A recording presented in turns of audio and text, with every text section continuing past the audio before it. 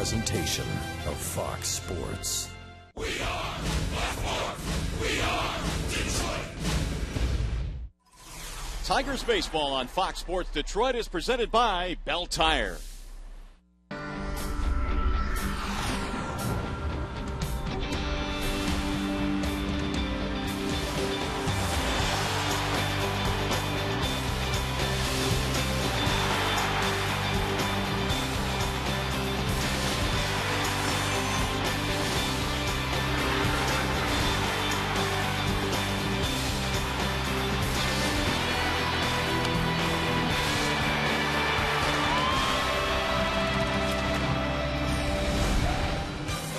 After 2 weeks on the disabled list, the Tigers get one of their big bats back in the lineup tonight. Victor Martinez will bat fifth in the Tigers lineup behind Miguel Cabrera.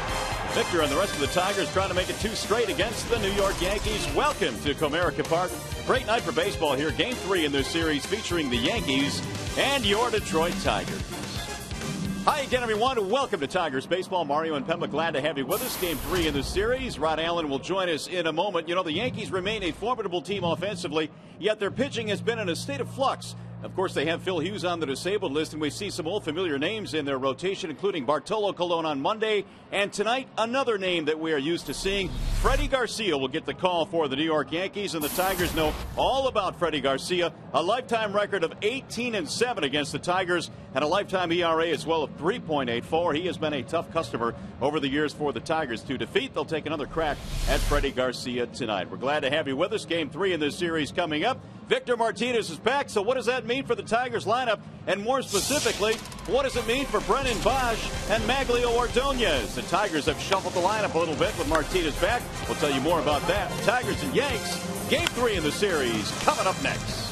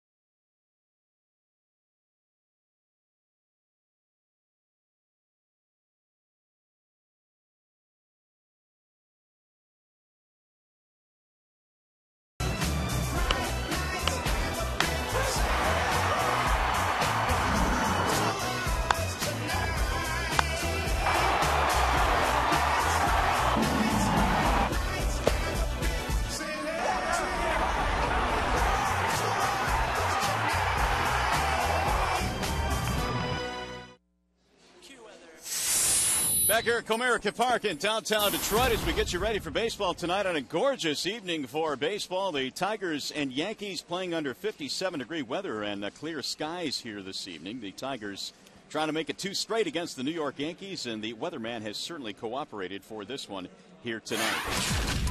Check out the starting lineup for the Yankees, presented by your Metro Detroit Chevy dealers. It'll be Derek Jeter leading it off. He'll play shortstop, followed by Curtis Granderson in center field. Mark Teixeira is at first base. Alex Rodriguez cleaning up, then Robinson Cano at second base. Swisher is in right.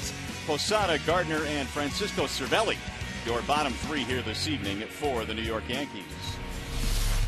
Here is the scouting report on Max Scherzer, presented tonight by Ace Hardware. Tigers baseball, you know by now that Max has an explosive fastball.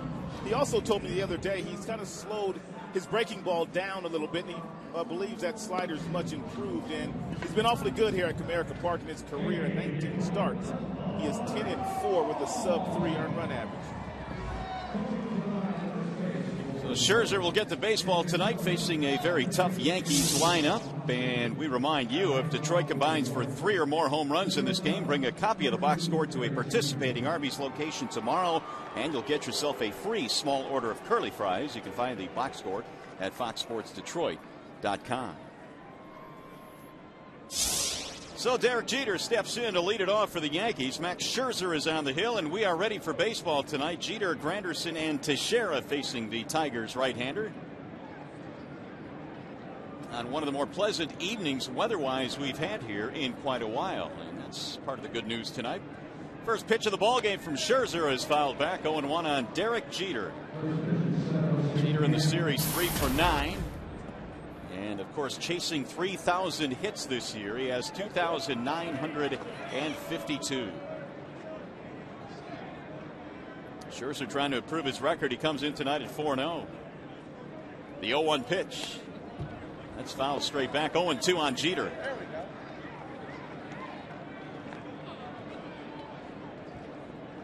Jeter batting .250. Not very much extra base power this year. He hasn't homered. And he has a couple of doubles. The rest are singles for Jeter. Scherzer ready with the 0-2. 1 ball and 2 strikes on the Yankees leadoff man. The Yankees come in at 17-10. The Tigers at 13-17 coming into play this evening.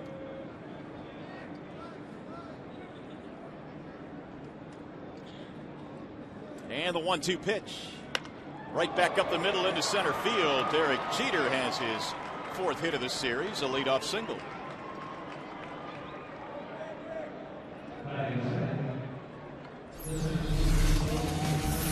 There's the Tigers defense, brought to you by Beaumont. The Tigers in the outfield have Ordonez, Jackson, and Bosch. On the infield, Inge and Cabrera at the corners.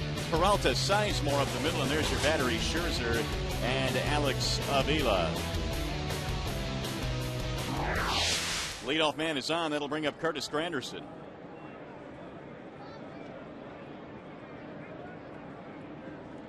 Granderson at .260, and they have pretty much handled him this year. He skies this one in the air to center field. Austin Jackson staring into the sunlight, now into the shade, and Granderson is retired. 1 gone. Jeter back to first base. And that'll bring up Mark Teixeira.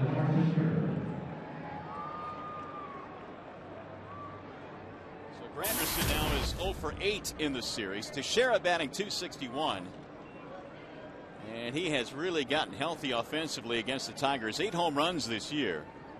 He has hit 1 in this series.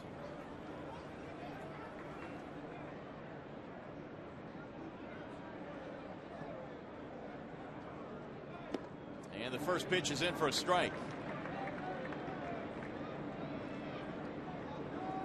Teixeira with 18 RBIs, coming off a very poor April last year. In fact, Teixeira, I guess his track record was he never really got off to a good start. Last year was no different, but this year, much different. In fact, last year Teixeira hit a .136 in the month of April. This season, the power numbers were up, RBI numbers were up. His numbers a year ago today, he was hitting .181. Scherzer quickly ahead in the count.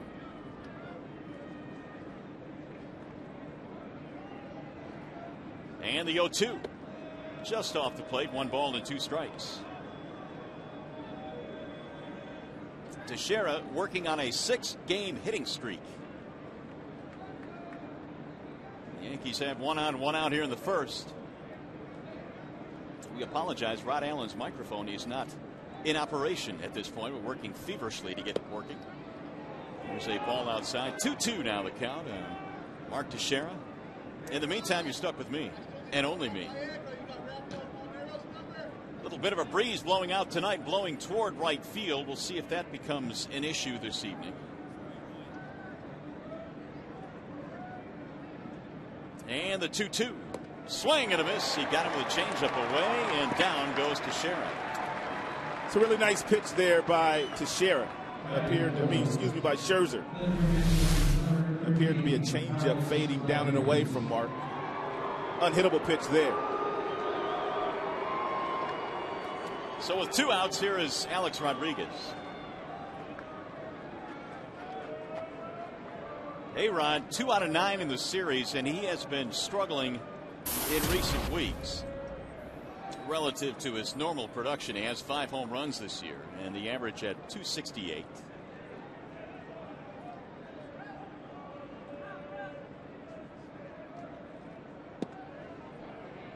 They want the appeal, and he did not go. Down at first base, Tim Cheetah said he held up. 1-0 on A-Rod.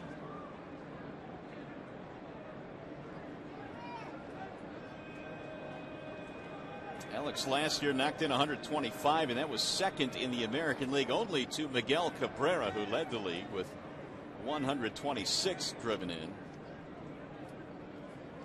The 1-0 pitch. Swing and a miss. 1 ball and 1 strike on Alex Rodriguez.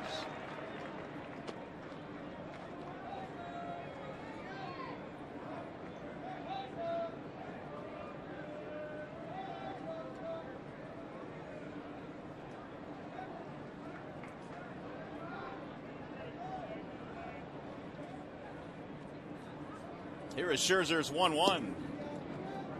2-1.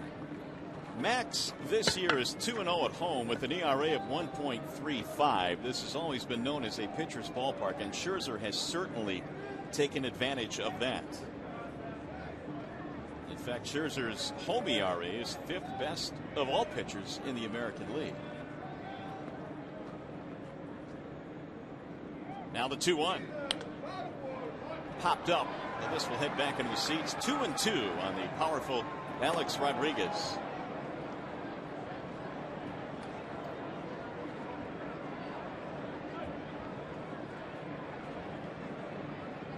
Leadoff single by Jeter. He is still at first base with 2 outs. In fact, there are these splits on Scherzer. The road ERA much higher at 6.62. Max has yet to suffer a defeat this year. And the 2-2 pitch. He got him. Strike 3. Scherzer catches him looking for his 2nd consecutive strikeout. And that's all for the Yankees. No runs, 1 hit, 1 left. We go to the bottom of the first. No score.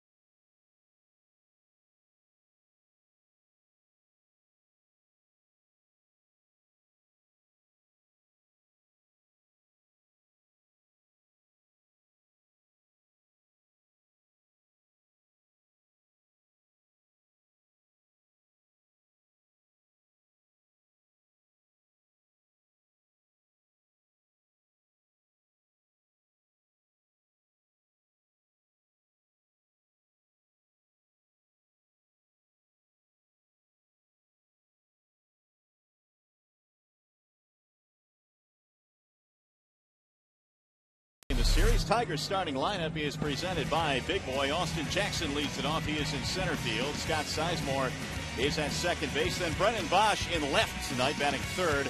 Cabrera, the first baseman. Victor Martinez back in the lineup. Ordonez batting sixth, and Peralta, Avila, and Inge your bottom three. Freddie Garcia towing the slab tonight for the New York Yankees. This will be his fifth appearance, his fourth start. Garcia looking for his second win of the year. Opponents hitting just $185 against Freddie. And the first pitch is inside to Austin Jackson. Jackson, Sizemore, and Bosch. Austin had a nice night last night. He pops this one in the air to right field. Swisher is backing up, and one gone. So that's all for Jackson. We'll check out the defensive alignment now for the New York Yankees. And that is presented by our friends at Tim Hortons. Gardner, Granderson, Swisher in the outfield. A-Rod and Teixeira at the corners. Jeter and Cano up the middle. And your battery tonight for the Yankees, Francisco Cervelli is catching for Freddie Garcia.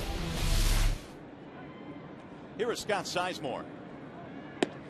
Things the Tigers were able to do very effectively last night is get it going from the top of the lineup. Sizemore, as you know, chipped in with 3 hits and 2 from Jackson. So the Tigers top 2, setting the table nicely. In fact, Maglio had a couple of hits batting in the 3 slot as well last night.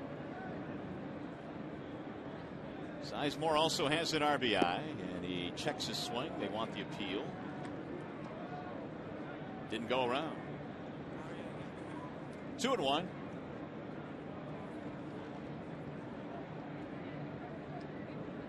Garcia's 2-1 pitch is in there for a strike. 2-2 on Scott Sizemore. What a season it was for Sizemore. After the disappointment of not making the team out of spring training, he went down to Toledo and absolutely tore it up. Bouncing ball to the shortstop. Jeter on the charge. 2 up, 2 down.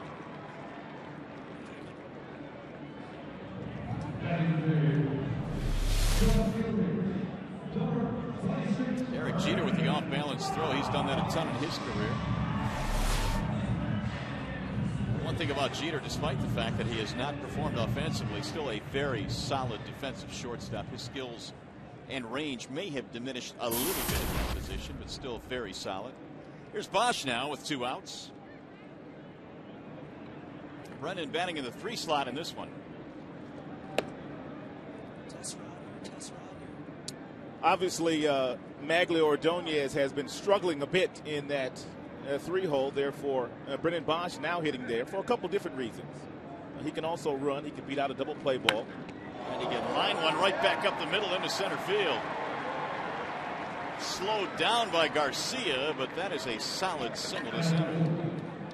You would expect that Brennan Bosch will get a lot of pitches to hit, hitting in front of Miguel Cabrera, as he does right there. A little tailing fastball or something off speed from Freddie.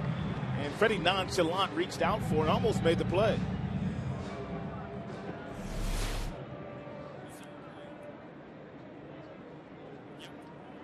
So Bosch is on. That'll bring up Miguel Cabrera. And Cabrera enjoying a 5-game hitting streak.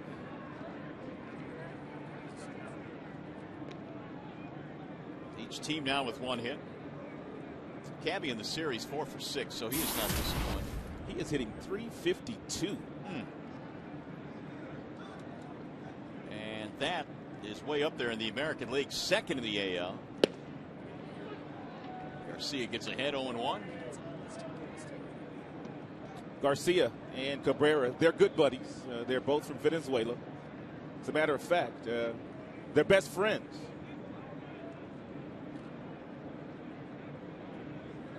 But that doesn't mean he will not beat up on Freddie. Huh.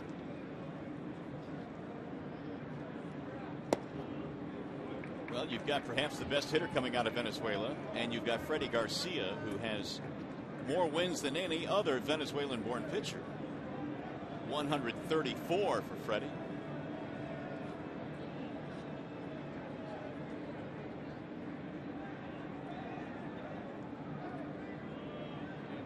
Here's the 1-1. 2-1 on Cabrera. 22 RBIs for Miguel. He is among the league leaders in many different offensive categories this year, as you would expect at this point in the month of May.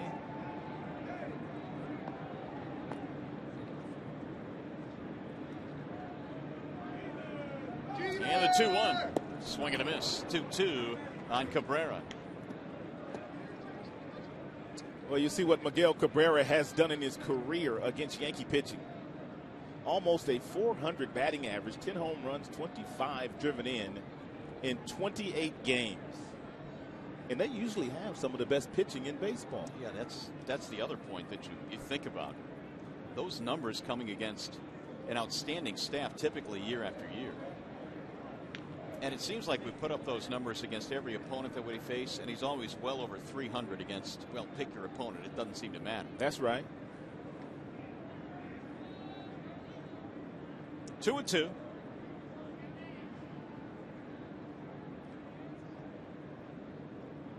And he got him. Strike three. Garcia threads the needle. Cabrera disagrees, but it doesn't matter. First strikeout of the game for Freddie Garcia. Tigers stranded 2-out runner. We go to the second.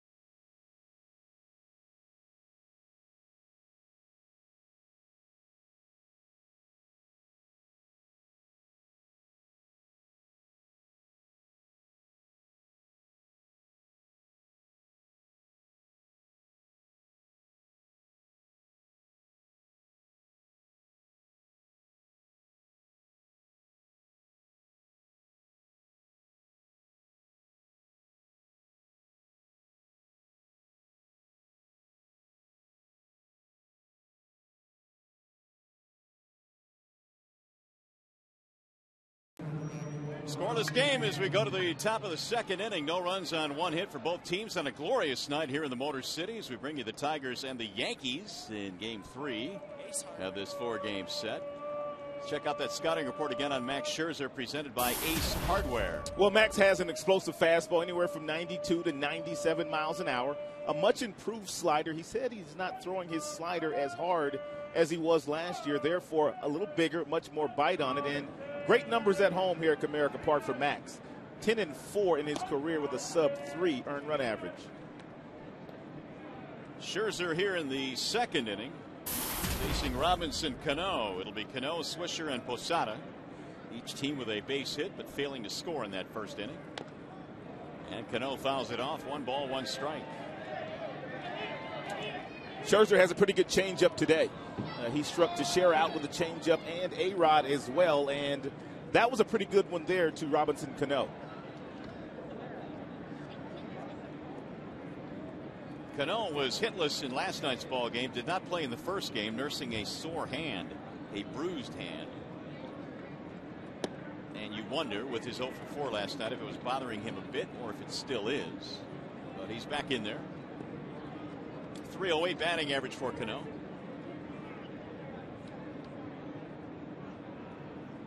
Here's the 2-1. Whistled foul back into the seats. 2-2 on Cano. One of the reasons why Cano was a little tardy on that 2-1 fastball is the fact that Scherzer's already thrown quite a few changeups in this game, and he may have been thinking about the changeup in the back of his mind because he's usually not late on fastballs. Max struck out Teixeira and A-Rod to end the first. And he gets Cano here to start the second.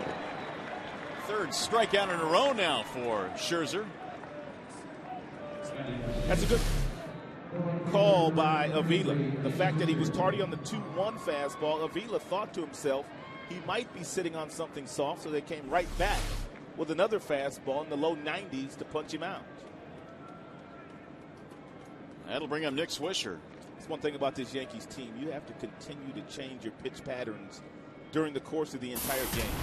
They have so many good hitters in their lineup, and if you get into a pattern, they will pick it up and they will sit on a particular pitch. Swisher did not play or did not start in last night's game. He takes ball one inside. The other thing about this lineup, Rod, is that they have 3 switch hitters in this lineup, which really presents matchup problems for the opposing manager. With power. 3 switch hitters with power. The 1-0 is swung on and missed. A lot of times your table setters are switch hitters, guys that can run, the guys that wreak a lot of havoc on the base pass, but their guys can find the seats.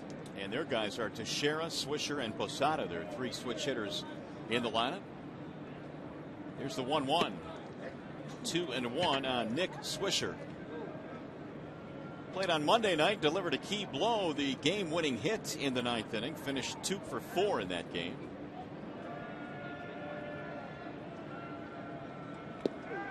Make it 2-2. Even though that changeup was up in the strike zone, you can get away with it in a fastball count. That's a pretty good pitch to hit. But when you're sitting on a fastball, as Swisher was there, you're not going to hit that ball as hard as you'd like, or you're not even going to make contact. Here's the 2-2 pitch. Swing and a miss, and Scherzer is on a roll right now. Maxwell brought his A game today. 3 strikeouts on changeups today for Max. So he falls behind on the last 3 hitters, but he has struck them all out. Scherzer with 4 straight starts of 7 strikeouts, and he's well on his way to reaching that total and beyond here tonight. He is looking like here tonight early on like he did when he made a start coming back from the minors last year when he struck out 14 Oakland Athletics. Posada looks at ball 1. That was an extremely dominating performance. And Scherzer coming right back from the minors, getting right back in the saddle, and really since that time has not slowed down. He's pitched well this year. The 1-0. 2-0 on Posada.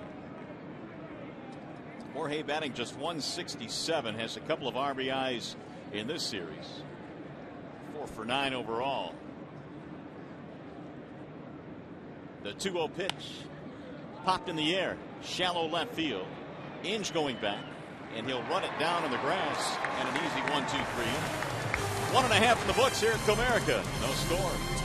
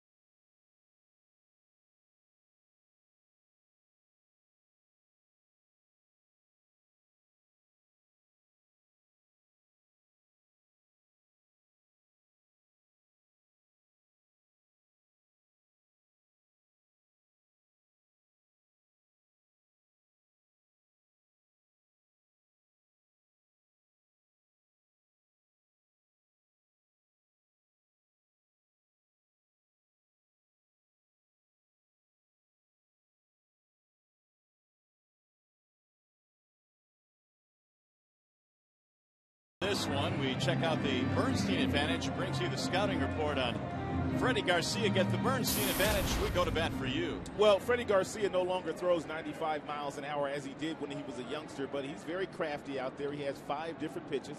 We'll get into that in a moment. And he has a lot of history against the Detroit Tigers, making his 33rd start against them. Wow, that is a lot of starts. And he's had a lot of success as Victor Martinez steps in.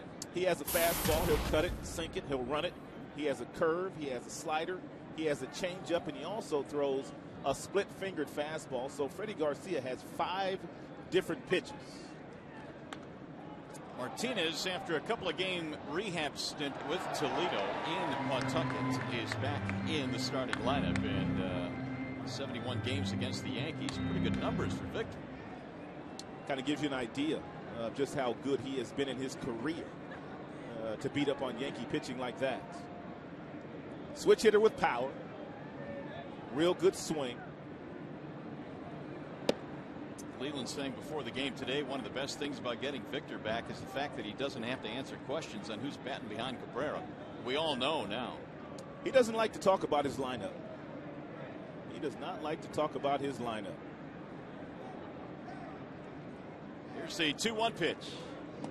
As a matter of fact, he asked all of us today to make out a lineup and sign it and put it on his desk. Are you going to take him up on that? I might do it. You think you might do it? But you know what? My lineup would not have been much different than his tonight. I think he's gone about it in an excellent way. Bosch hitting third. You got Victor behind Cabrera. Mag's down in the lineup a little bit till he gets it going. How about you? You going to sign one? No, I don't think so. No? I don't have much issues with what he's doing here. Well, Martinez, we know this, is a valuable component to this lineup. And the Tigers kind of treading water without him in there, but they hope now to take off offensively with Martinez back in there. It will make it a little bit more difficult to walk Cabrera intentionally, and Leland still feels that they will do it regardless. Maybe not as much. 3-2 is hammered back up the middle into center. Victor comes back with a base hit.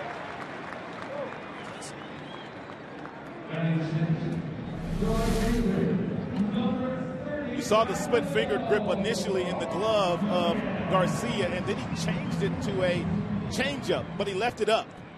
And even though the body of Martinez was out in front, his hands stayed back, and that allowed him to get some pretty good bat speed through the hitting zone. Second hit of the game for the Tigers. Here comes Ordonez. Maglio had a couple of hits in last night's ball game. And he lines one to right field, a base hit. Martinez hits the bag at second. He's coming to third. Swisher's throw is cut off, and the Tigers have something going.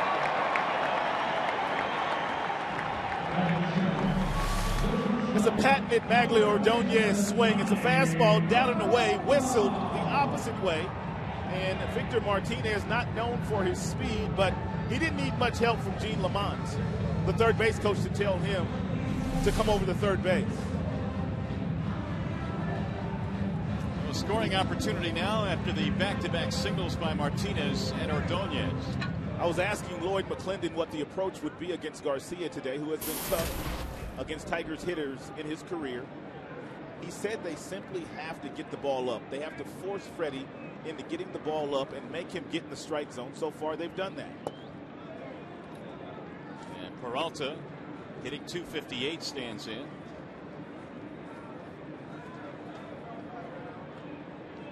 Johnny in the series 1 for 8.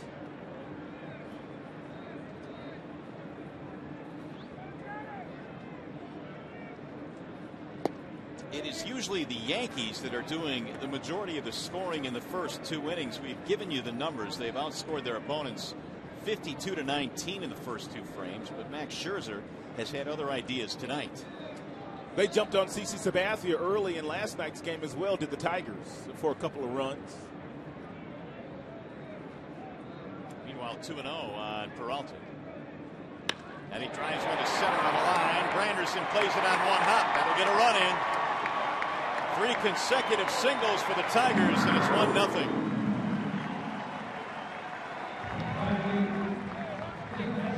12th RBI of the year for Peralta. It makes a big difference when you get yourself in a hitter-friendly count, 2 balls and no strikes, and a guy doesn't have an overpowering fastball. It's a really good swing by Victor. Excuse me, by Johnny. Victor touching home plate. 12 RBIs. Peralta makes it 1-0. 3 straight hits against Garcia. Still nobody out. And here is Alex Avila. Avila has provided a lot of offensive punch at the bottom of the Tigers lineup. He's batting 8th again here tonight. And he waves and misses 0-1. When Jim decided to put Bosch in that number 3 spot, I'm sure that he probably thought about possibly putting Avila in that 3 hole with the numbers he's put up this year. 5 home runs, 21 driven in. But he doesn't run as well as Bosch, and you like to have speed at the top of your batting order. And the point you brought up, he just doesn't want to mess with Avila. He likes him down there in that number 8 spot right now. There's something to be said about the punch he gives to the bottom of the lineup. He's in a nice little groove right now. Fouls that one off 0-2. He played long ball here a couple of times against Bartolo Colon on Monday. Both against the traffic, the opposite way. That one into the Yankee bullpen, and then one into the Tigers bullpen.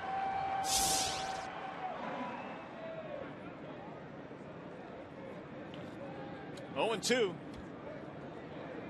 2 ducks on the pond, as they say, Ordonez and Peralta. One of the things that Freddie has been really good at this year is limiting damage done against him with runners in scoring position. Swing and a miss, and Avila goes down. The first out of the inning. A second strikeout now for Mr. Garcia. Swing up Brandon Inge. 1 for 6 in the series for Brandon. Garcia, 34 years old now. He's a native of Caracas, Venezuela. Pitched briefly with the Tigers after coming back from a shoulder issue. The Tigers took a chance on him late in a season a couple of years ago. Made just 3 starts in the 08 season for Detroit. It really didn't look all that bad, but the Tigers decided not to bring him back. 1 strike on Brandon Inge. You know this, Freddie's had a lot of big seasons with several different clubs, including Seattle, the White Sox.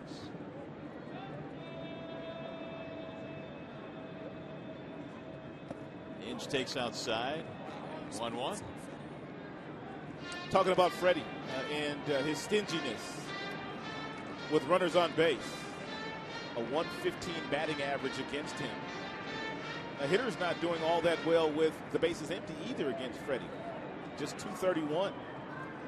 He appears to me, Mario, to be the kind of guy that can handle the pressure of pitching in New York. Oh, no doubt. I think you're absolutely right. That's in the air. Shallow left field. Gardner coming on. So is Granderson.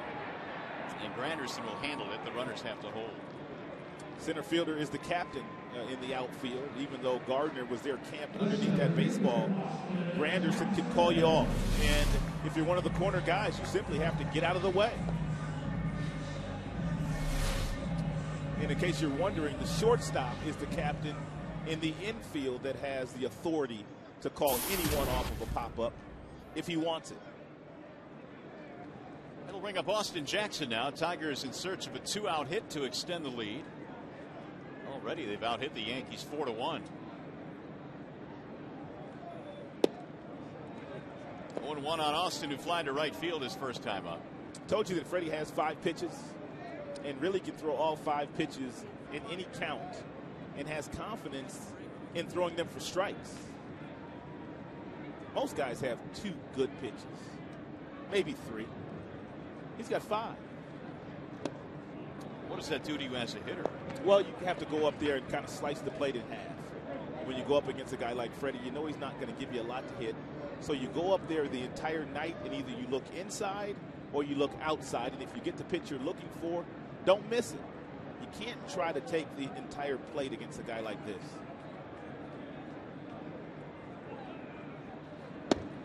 Jackson takes low. 2-1 on Austin. Double, triple, and an RBI in last night's game. Leland said before last night's game, Jackson took the best round of BP he had taken all season long, and then he was running around like a madman during the game with his double and his triple. He had a good game. Bouncing ball slowly towards short. Jeter will flip to second for the force, and the side retired. Tigers can run to take the lead. And you're watching Tigers baseball on Fox Sports Detroit, presented by Bell Tire.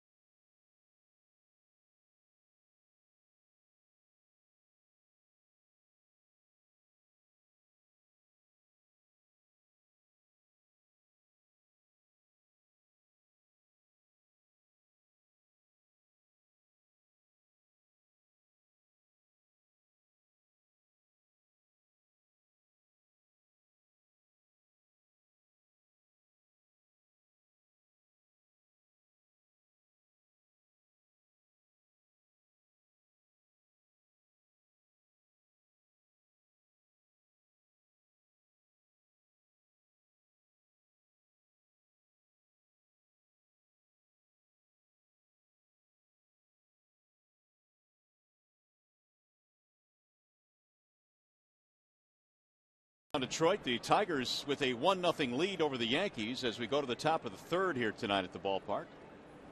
Sun beginning to set on a gorgeous evening.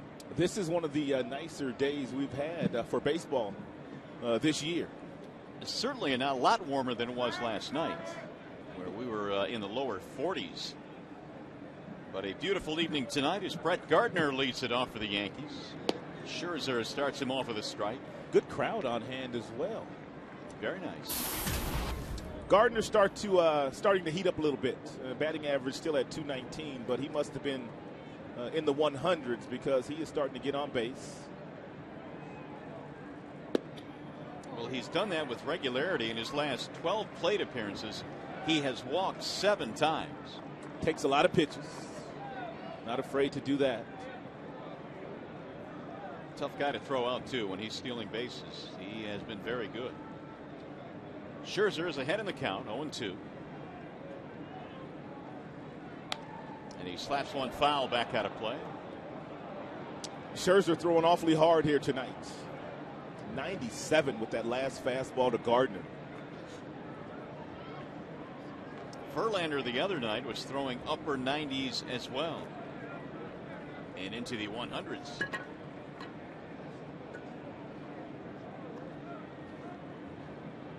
Max is 0-2. 1-2 on Gardner. He'll be followed by Cervelli, and then the top of the order, Derek Jeter. One more here against the Yanks tomorrow. Then it's on to Toronto as the Tigers start their next road trip. There's Cervelli on deck.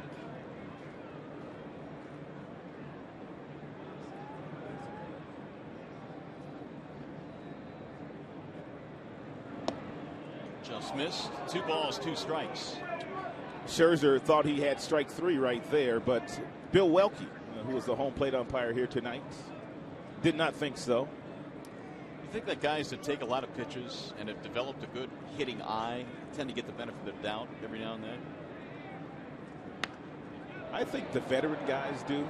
I don't know if Gardner has that kind of status yet, but it's a good point. If he continues to have as much patience and he stays in the big leagues a long, long time, I'm thinking that at some point in time he'll get the benefit of the doubt. I'm sure he does on occasion. Absolutely. That's in the air. Third base side. And Avila makes the play.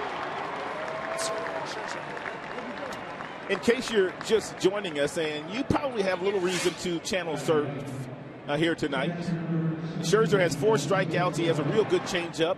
The first 2 came on the changeup. Then he struck Cano out with a fastball, and then he had another strikeout of Swisher with the changeup. So he has brought his A game today. Max has surrendered just 1 hit. That was the leadoff single to Derek Jeter to start the game. And that is it so far as Francisco Cervelli stands in.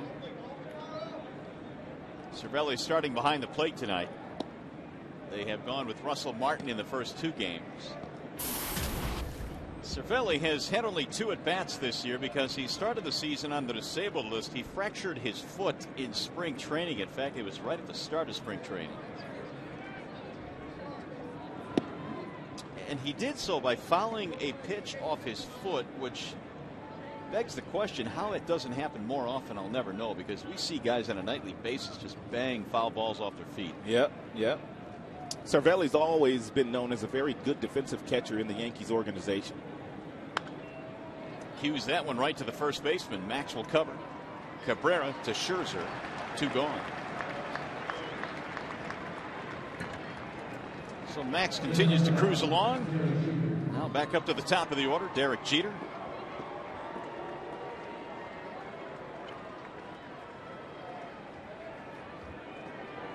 Scherzer's last start was a bit of a rocky one. In fact, he was pitching pretty well against Cleveland until late in that game. He ended up giving up 5 runs, and he pitched into the 7th inning. He was cruising. Had 7 strikeouts, was able to sidestep a few walks. He ended up walking 5 in that game, though.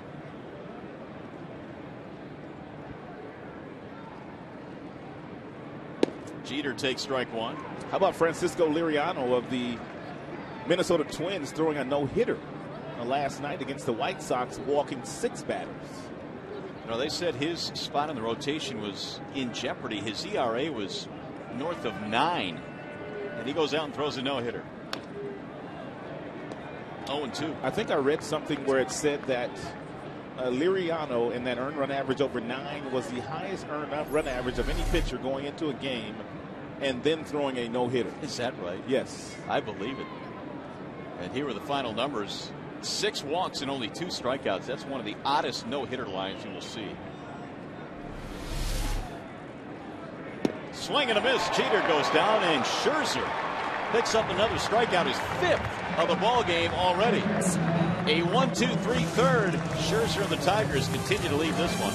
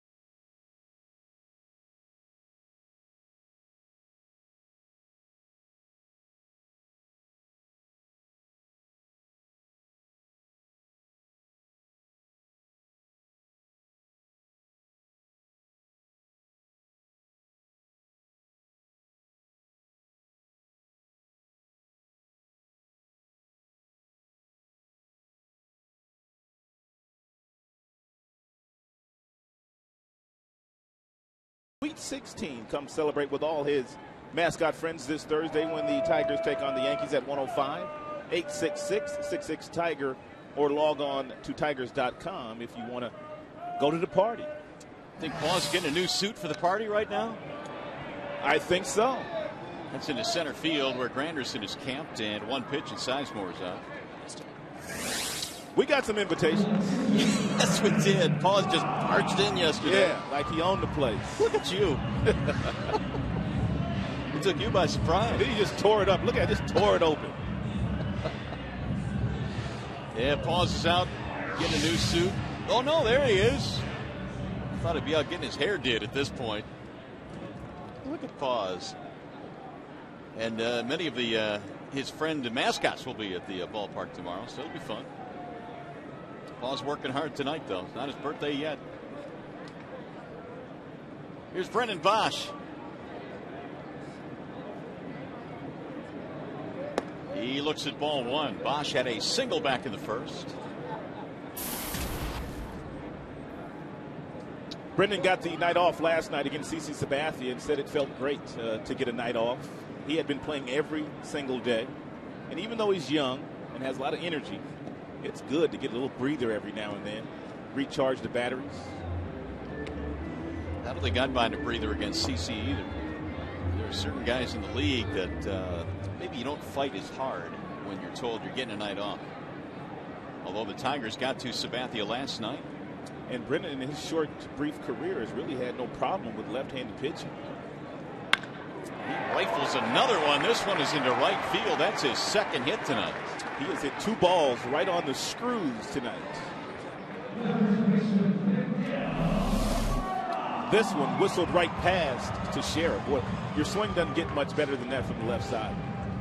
Real good balance. So Leland's hunch has paid off so far. 2 for 2 for Bosch out of the 3 slot. Now Cabrera stands in. The one thing that Bosch probably won't be doing a lot of if he's batting third in front of Cabrera is stealing bases. Good point. Brennan has the ability to steal a base, but that pretty much is taken out of play with the big fella standing in that batter's box. But then again, you have Victor behind him, so if they do decide to walk Cabrera, that's why Victor's here, to drive in some of those runs.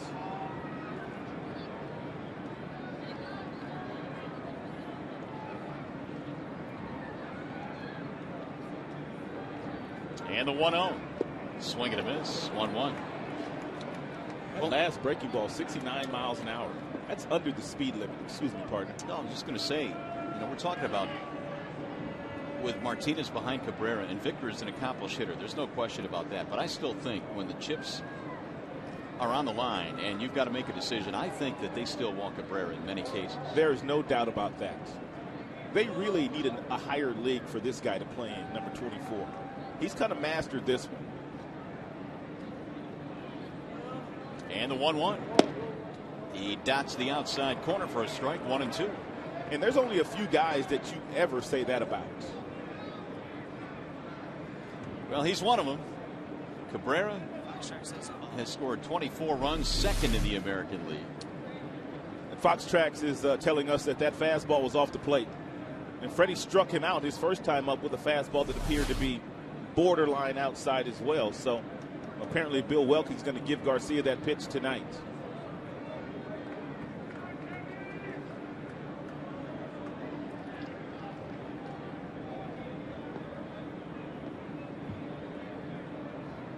Bill Welke got a chance to hang with his brother all last year, Tim Welke.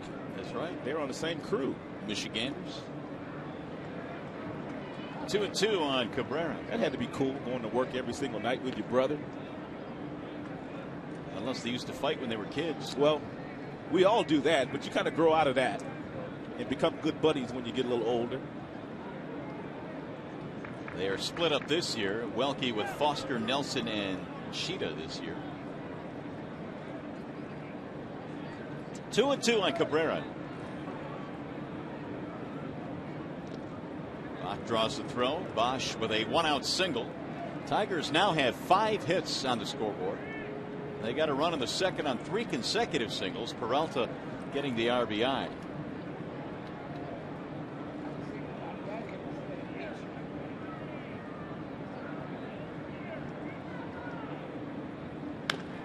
Ground ball foul right by Gene Lamont. 2-2 on Miguel. Last season, Freddie Garcia was 12-6 with the Chicago White Sox. I mean, it's here he is all of these years after he broke into the big leagues. He's 34 and he's still putting up double-digit wins. I mean, he's done that a lot in his career. He has been a workhorse as well when healthy. Has gone 200 innings in multiple seasons.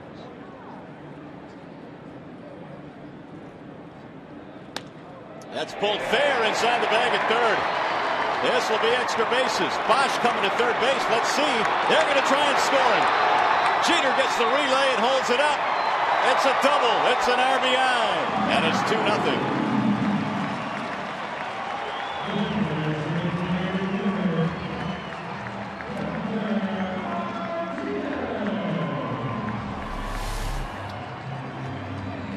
Looked like a fork ball that was down and in, and that was a seed right past A-Rod. And one of the things that Bosch does provide in that number 3 spot is he can run. He can score from first base on a ball that doesn't get all the way to the wall. Look at the big fella go. And that may have been an example of what Leland was talking about. If that's Maglio at first base with his ankle not really 100%, he may not score on that play. No. He doesn't score on that play. Instead, you've got an RBI for Cabrera. Yeah, he doesn't score on that play. So here's Martinez. 2-0 in favor of Detroit, and they now have 6 hits. Ball outside, 1-0. Well, Victor started things off in the second with a base hit. And eventually scored on the hit by Peralta. Tigers scoring first again here tonight. They scored 2 in the first inning last night and never trailed in that game.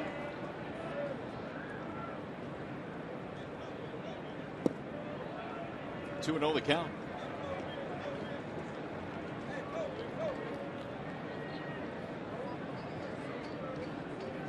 Victor in his rehab was 2 for 4 with an RBI in 2 games with Toledo.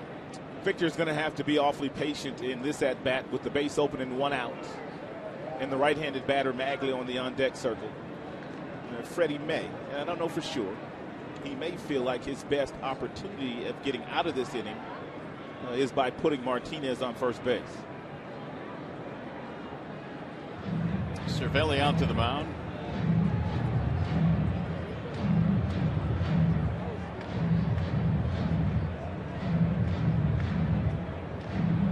Well, if you put Martinez on, you have the ability of getting the ground ball from Ordonez, which could get you out of the inning. Maglio waiting on deck. He's singled back in the second. So he is showing signs of getting better and better. A couple of hits last night.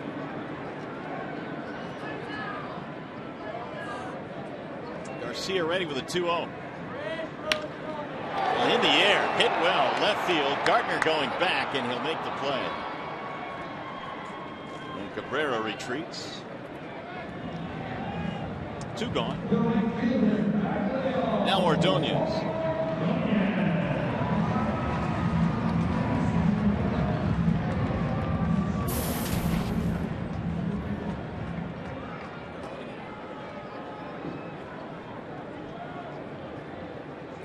Ordonez started the second with a single. And eventually came around to score the first Tigers run.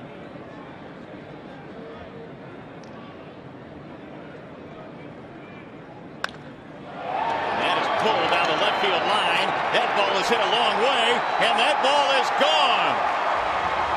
Ordonez with a home run to left, and it looks like he's back. That's his first home run of the year.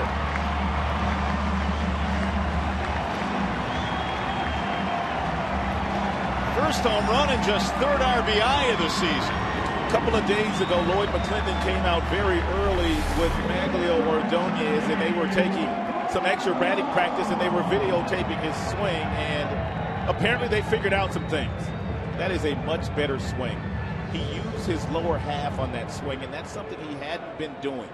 He had been rotating from the waist up, therefore his swing was all arms, and he wasn't generating any power, but he used his legs on that one.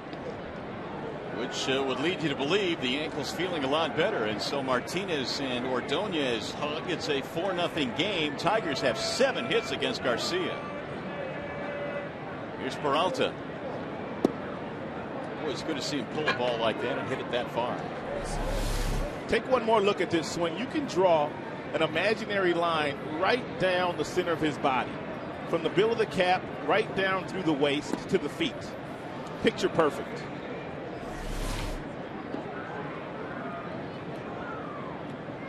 So Ordonez with his first home run since July 19th last year. Of course, he missed the second half of the injury.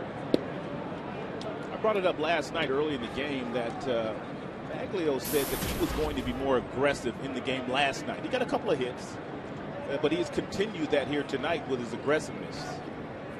Good to see. Popped him up. Foul ground, third base side for A-Rod. Peralta is out, and the inning is over. But it's a good inning for the Tigers. Maglio Ordonez with a 3-run shot, 2-run shot, 3 runs in the inning, and the Tigers now lead 4-0.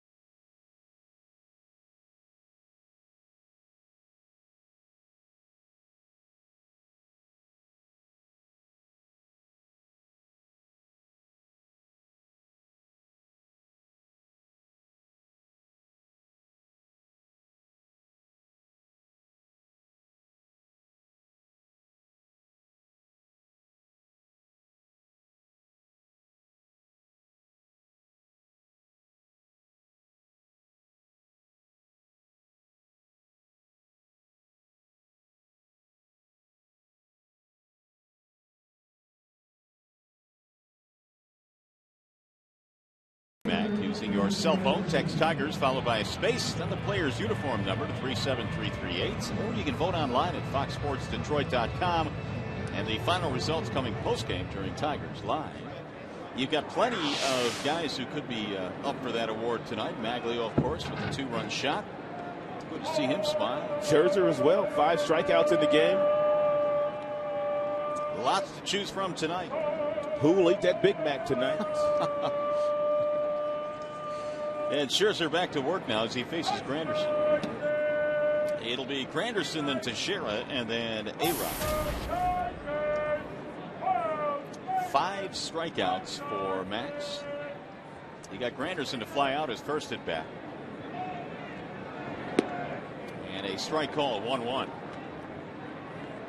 Curtis does not have a hit in the series. He has walked a couple of times, though.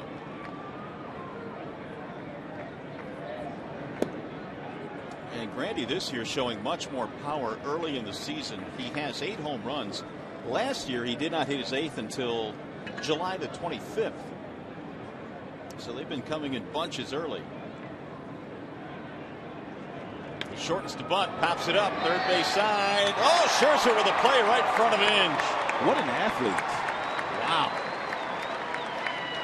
You don't usually use that term athlete when you're talking about a pitcher, but boy, did Scherzer get off the mound in a hurry to make this play in front of Brandon Inge. Take a look at Scherzer. Inge did a great job of avoiding contact, too. Peel off right there. Scherzer, pretty good basketball player in high school as well. That's a good idea by Curtis. You brought up the fact he has not gotten a hit in this series, so why not try to bunt for one? But he popped it up. Mark Teixeira struck out in the first inning. 258 batting average. And the 0-1.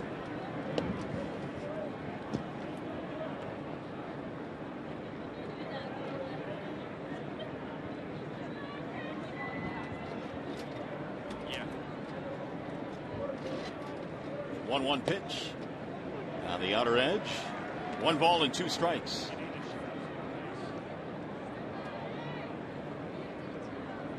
Only 1 hit allowed tonight by Scherzer. They single by Jeter to start the game. Here's the 1-2, and it's fouled back. Scherzer has such good secondary pitches tonight. The slider and the changeup that several of these Yankees hitters are tardy on the fastballs. And those are the pitches that they usually feast on. Max is 1-2. 2-2 the count. Scherzer struck out 2 in the first, 2 more in the second, and 1 in the third.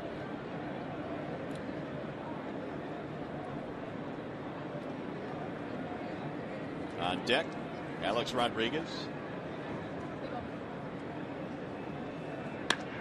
Stroke to left center. That's down. Maybe extra bases. Bosch goes over to cut it off. He'll fire it into second base. And in there with a double. Teixeira with a 1-out 2-base hit. A 94-mile-per-hour fastball there from Scherzer. Just a real nice, short, quick swing by Teixeira. He allowed Scherzer to supply most of that power. Second hit of the game for the Yankees. That'll bring up A-Rod now with 1 out.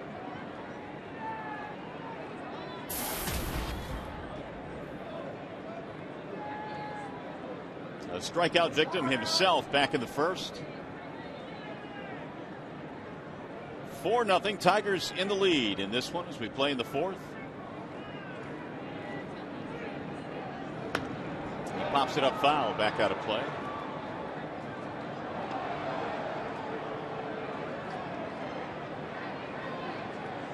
Alex Rodriguez right now has 618 career home runs. He needs 12 to catch the guy directly ahead of him, and that would be Ken Griffey Jr., who is 5th all time.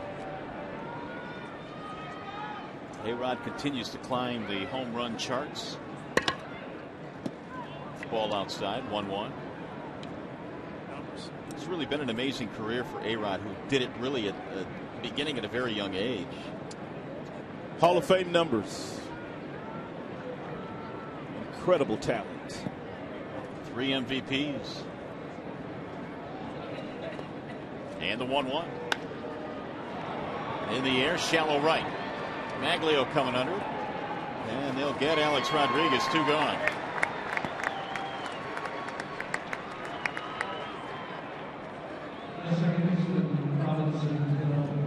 That will leave it up to Cano.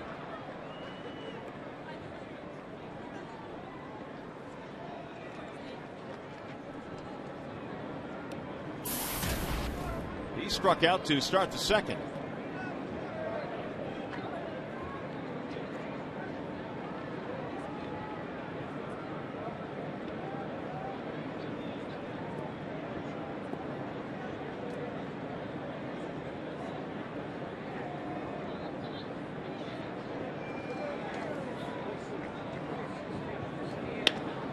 On the ground sharply to the shortstop. Peralta stays with it, and he throws wide, but he hung onto the bag. Cabrera with a nice play. Saving Peralta there. And the inning is over. No runs, a double. 1 man left. Stretch it, Cabrera.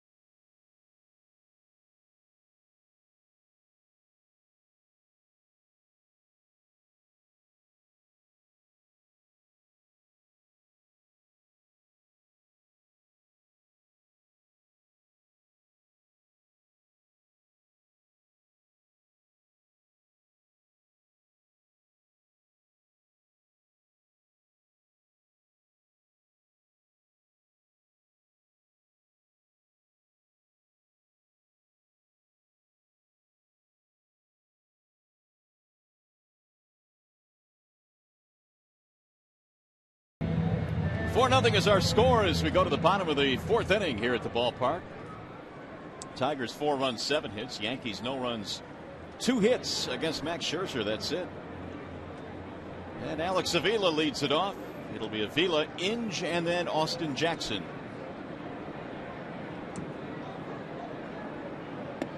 First pitch from Garcia is in for a strike. Freddie has given up a 2-run shot in this game. He's given up an RBI single, RBI double as well.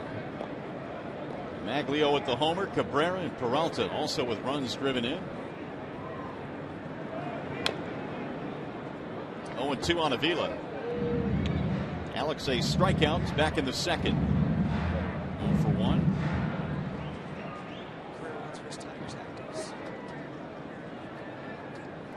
Freddie Garcia, as Rod mentioned earlier, has faced the Tigers a ton. Well, he has beaten them 18 times in his career, which is the most among actives. A very good list there. The guys that have been around a long time: Wakefield and Burley and CC.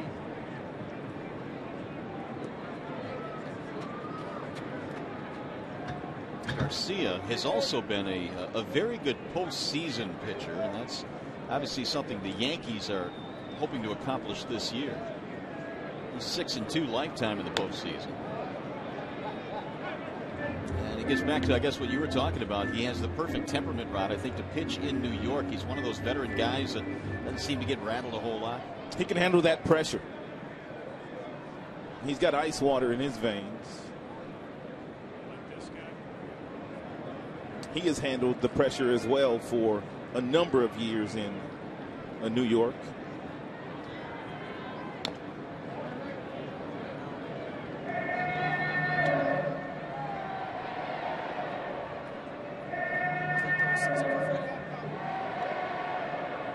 Here are the postseason numbers for Mr. Garcia. 3.11 ERA as well in postseason play.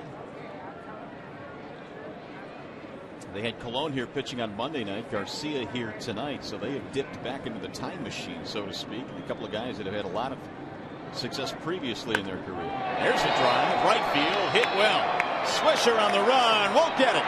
Up against the wall in right center. Avila hits the bag at second, and he'll stop there with a double. I was having a conversation with Avila yesterday, and we were talking about Cabrera and the fact that he had a chance to take batting practice with Cabrera about 4 or 5 times a week in Florida. And he said the biggest 2 things he learned was confidence and patience. He was patient in that at bat. Even though he fell behind with 2 strikes, he waited for something up, and he punished it for his 7th double of the year. He has been an extra base factory to go with his 5 home runs. Avila has given the Tigers another chance to get a run in here. There's something to be said about talking to someone like Cabrera. A lot of people think he's just all that talented, and yes, he is. But he's a very smart hitter too, and he taught Alex Avila a few things this offseason. Inge trying to advance the runner here. It's not that you don't respect your hitting coaches or your pitching coaches, but it's something when you can get it from your peers. Well, for Avila, the tremendous 2011 continues, in part with some help from Cabrera. Here's the 1-0. Make that 8 Tigers hits at this point.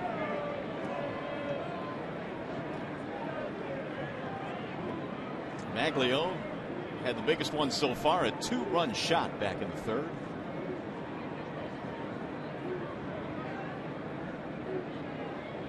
And the 1-1. 1-2 on Brandon Inge. It's a nice job there by Inge, trying to give himself up for the good of the team with the runner on second and nobody out. He's trying to hit something to the right side of the infield on the ground. However, you've got 2 Gold Glovers on that side of the infield in Cano and Teixeira. If he hits it hard at either one of them, they may try to get Avila at third base. Instead, he pulls it down the line and left, way back. That ball is hooking, and that ball is foul. He almost hit it out. Right down the line and left. 1-2. Garcia breathing a sigh of relief.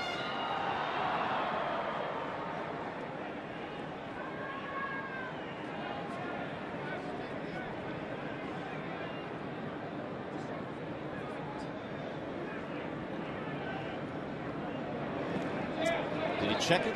Yes. Oh, going to third base, Avila. He's going to be out. Alex is thrown out by Cervelli.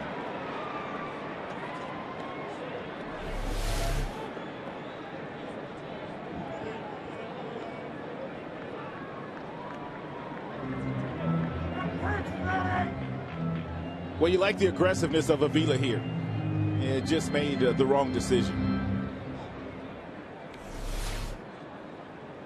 Huge out for Garcia. The bases are empty now.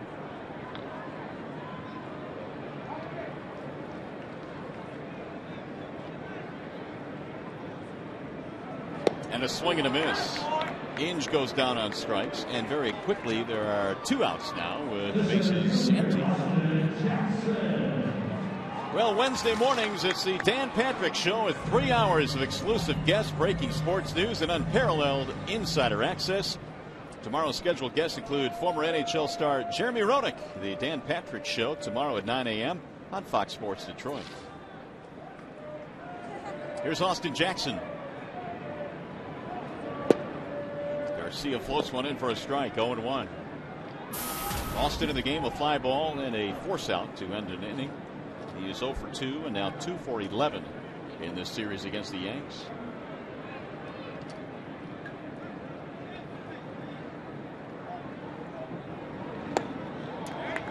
Oh, and 2.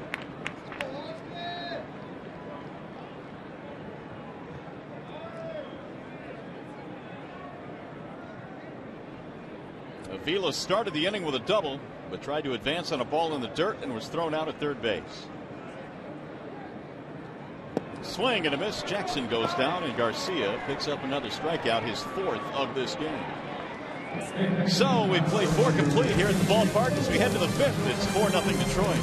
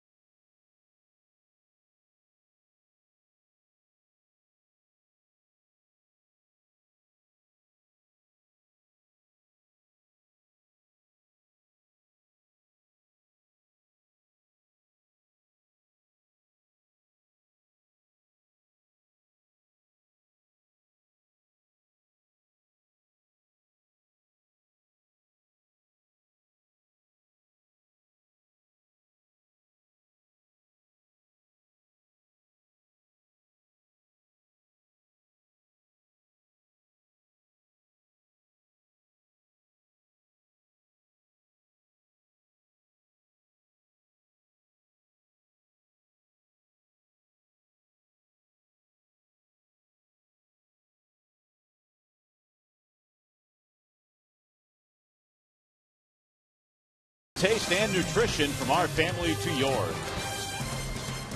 Back here in downtown Detroit, beautiful view of the ballpark. Comerica Park, the site tonight for the 3rd game in this 4-game series. It's the Tigers on top of the Yankees 4-0.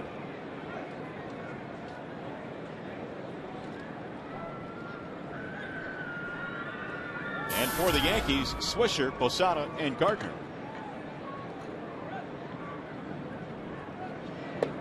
First pitch from Max is a little bit outside, 1-0. Swisher in the ball game is 0 for 1.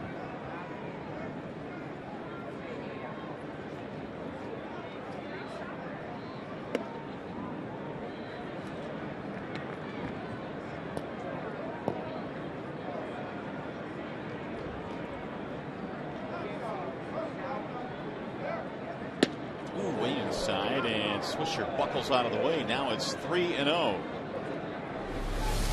That fastball has some hair on it. Oh my goodness. There's a strike. Scherzer's been as high as what, 97 today? Yes, he has.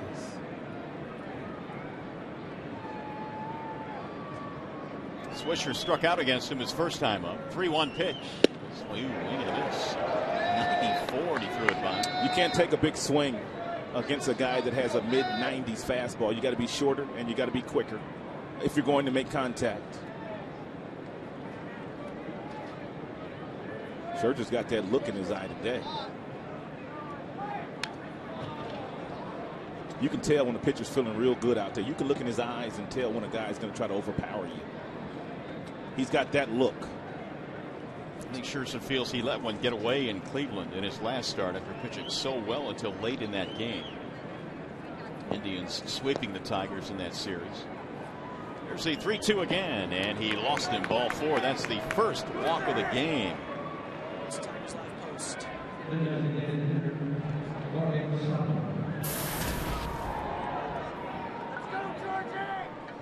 Hey fans, after the game, check out Tigers Live. You'll hear from the manager, Jim Leland, and you'll hear from the players as well. Mario and I will also be a part of the Tigers Live post-game show immediately after the game here at the ballpark on Fox Sports Detroit Plus. Which I must admit is probably the best part of the post-game show, don't you? Well, yeah, I think so too. And we're being modest about that as well. They would agree. Here's Posada. Ball outside, 1-0. Jorge with a pop-up back in the second. Jorge does not run well. Always a double play candidate when he hits it on the ground, whether it's hit hard or not.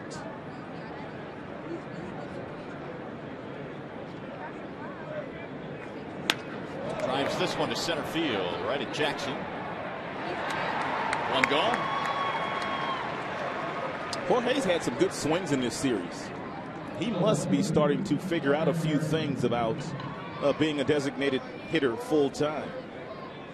Well, he came in batting a .167, trying to bust out of an early season slump, although he's hit 6 homers. He's got power, but he's had some good swings in this series. Here comes Brett Gardner.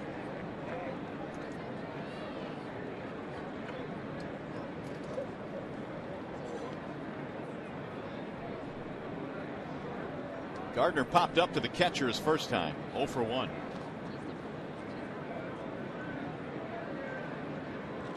I wonder how many times this year Brett Gardner has swung at the first pitch in an at-bat. I bet not very often. No, he doesn't. Averages about 4.5 pitches per plate appearance. Very patient. That's why a lot of the Tigers, when they go up against Gardner, they try to throw that first pitch right down the middle. 9 out of 10 times he's taken it. Here's the 1-0. Looped foul back out of play. Our crack statistical crew in the truck is looking that up as we speak. And the only other guy that I could think of in the American League that takes as much, at least on the first pitch, as Gardner does is that guy in Minnesota, Joe Mauer, who they might get back soon off the disabled list. They need him badly. Tomey's on the DL now in Minnesota. They've had a rough go. Here's the 1-1.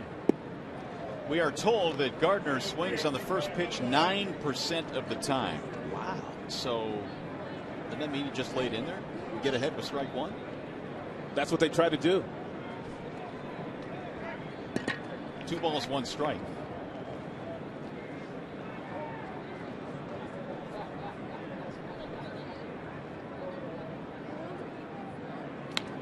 That's back out of play. 2-2 on Gardner, the speedy outfielder. Gardner stole 47 last year, 3rd highest total in the American League.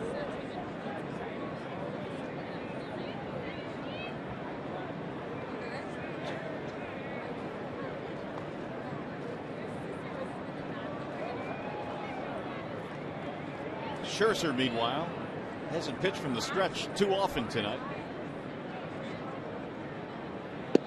And he got him. Strike 3. Gardner took 1 too many that time. 6 strikeouts for Max.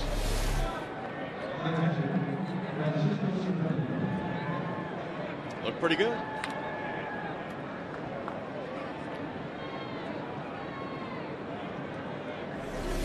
That'll bring up Cervelli with 2 outs. Scherzer has given up just 2 hits, a single to Derek Jeter, a double to Mark Teixeira. And a walk, the only other base runner he has allowed. That walk right now still at first base, Swisher. Cervelli is 0 for 1.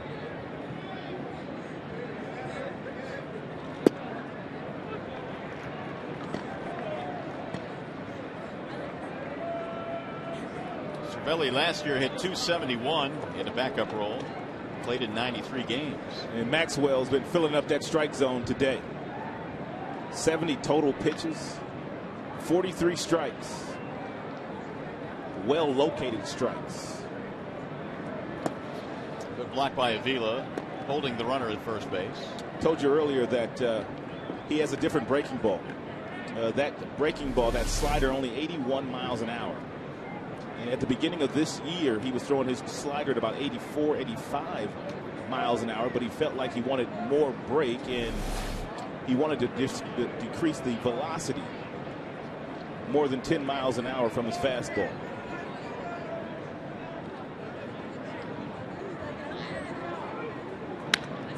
Pulled foul. He broke his bat on that. At least it sounded like it. Sure did, but it doesn't look like he wants a new one. Once he checks it, he will. A little hairline fracture, maybe.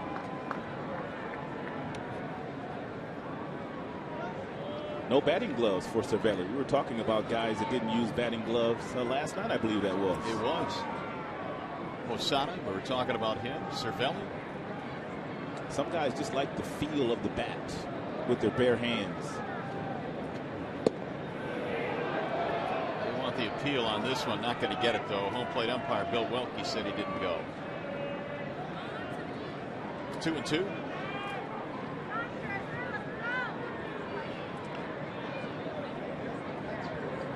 Tigers lead 4-0. They got 1 in the second, 3 in the fourth. And Scherzer, to this point, has done the rest.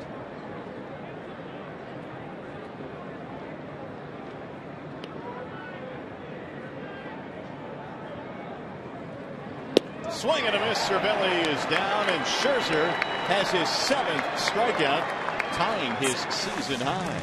Okay, Maxwell. Watching Tigers baseball presented by Bell Tire.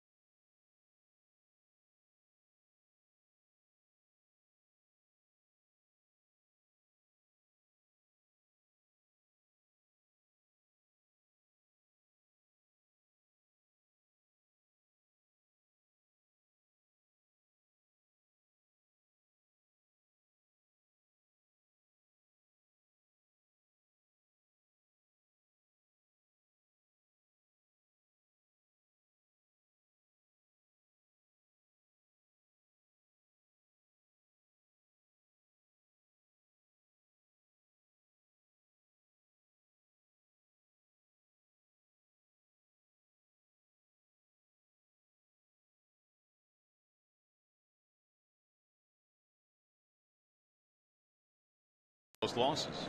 He's got to be up there too for that, I'm thinking. You would think. Is he at the top of the list? We'll find out in a little bit.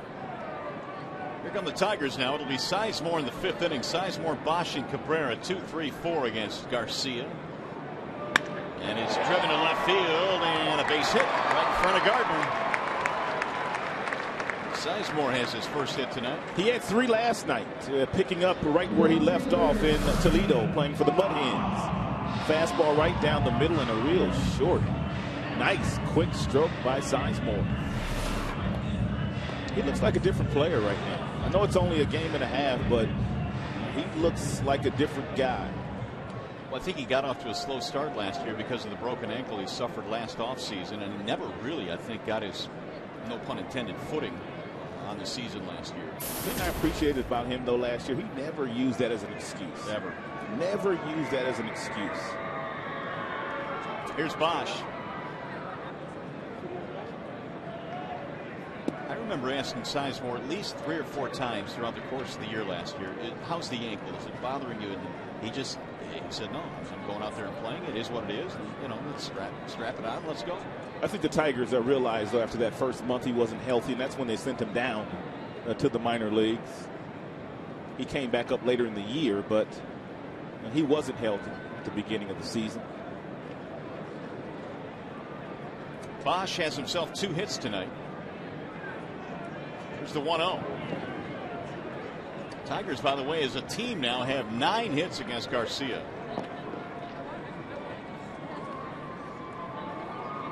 The way Brendan Bosch is swinging the bat tonight, if Garcia decides to challenge him with a 2-0 fastball at 90 miles an hour, he might hit his 2nd home run of the year. Bosch's only home run came against the Yankees opening weekend.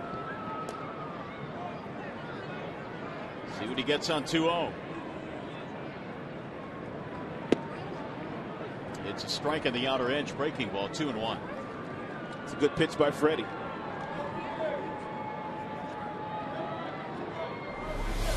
But if you're Bosch, you still have to be looking for your fastball. You're still in a favorable fastball count, regardless of getting that breaking ball there on a 2-0 pitch.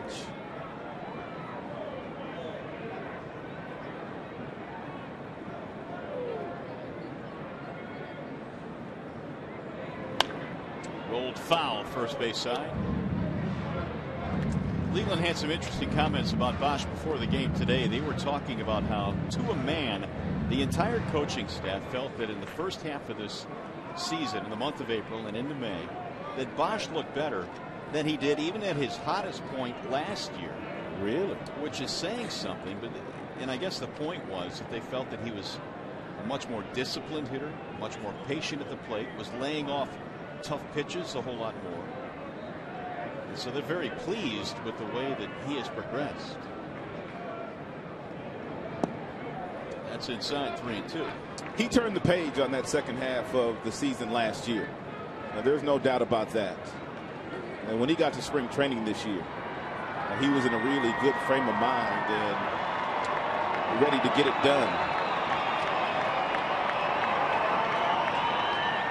I guess you can get in a pretty good frame of mind, though, when you spend your offseason in Santa Barbara on the beach. There are worse places to be. That's a long list of worse places. 3-2. Sizemore running. Swing and a miss. Here comes the throw. It is not in time. Bosch is out. Sizemore has a steal. Good jump by Sizemore. Really good jump. And not a bad throw by Cervelli, but because of the jump that Sizemore got and a breaking ball to boot. And really no chance at throwing him out, but Sizemore almost overslid the bag.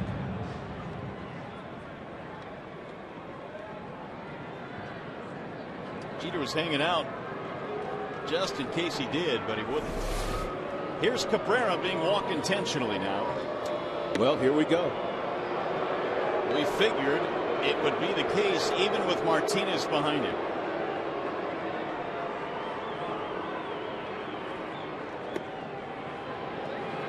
And the intentional walks just keep on coming.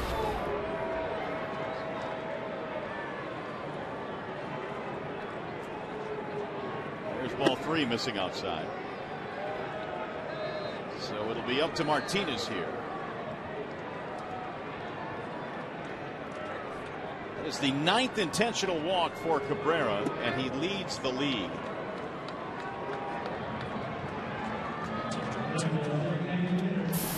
Hey fans, don't miss your last chance to see the Yankees tomorrow. It's their only visit here at Comerica Park. Get tickets for tomorrow's game, a 105 game, by calling 866-66-TIGER or visit tigers.com. That's it, huh? The only visit to Detroit by the Yankees. Tomorrow's your last chance. So here's Martinez with 1 out. Victor 1 for 2, singled, scored a run in the 2nd inning in his first at bat off the disabled list.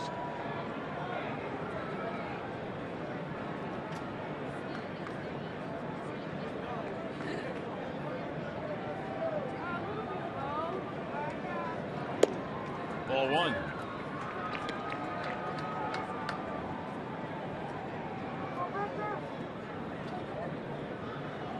Tigers 4 runs, 9 hits. Yankees no runs, 2 hits.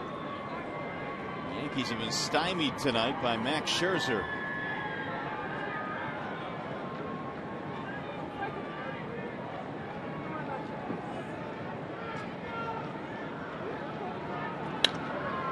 High fly ball left field, playable for Brett Gardner. And the runners hold.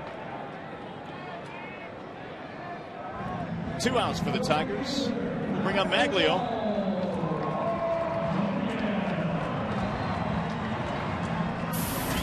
Two more hits tonight for Maglio. That average creeping up toward 200. He got a fork ball in the 3rd inning with 1 on and drilled it to left field. And that's a good sign to see Maglio pull the baseball with that much authority. 2 on, 2 out here. Sends a high fly ball. Left side, foul ground. A-Rod can't see it, but Gardner can and makes the play in foul territory. Tigers threaten, do not score. 5 in the books here at Comerica Park.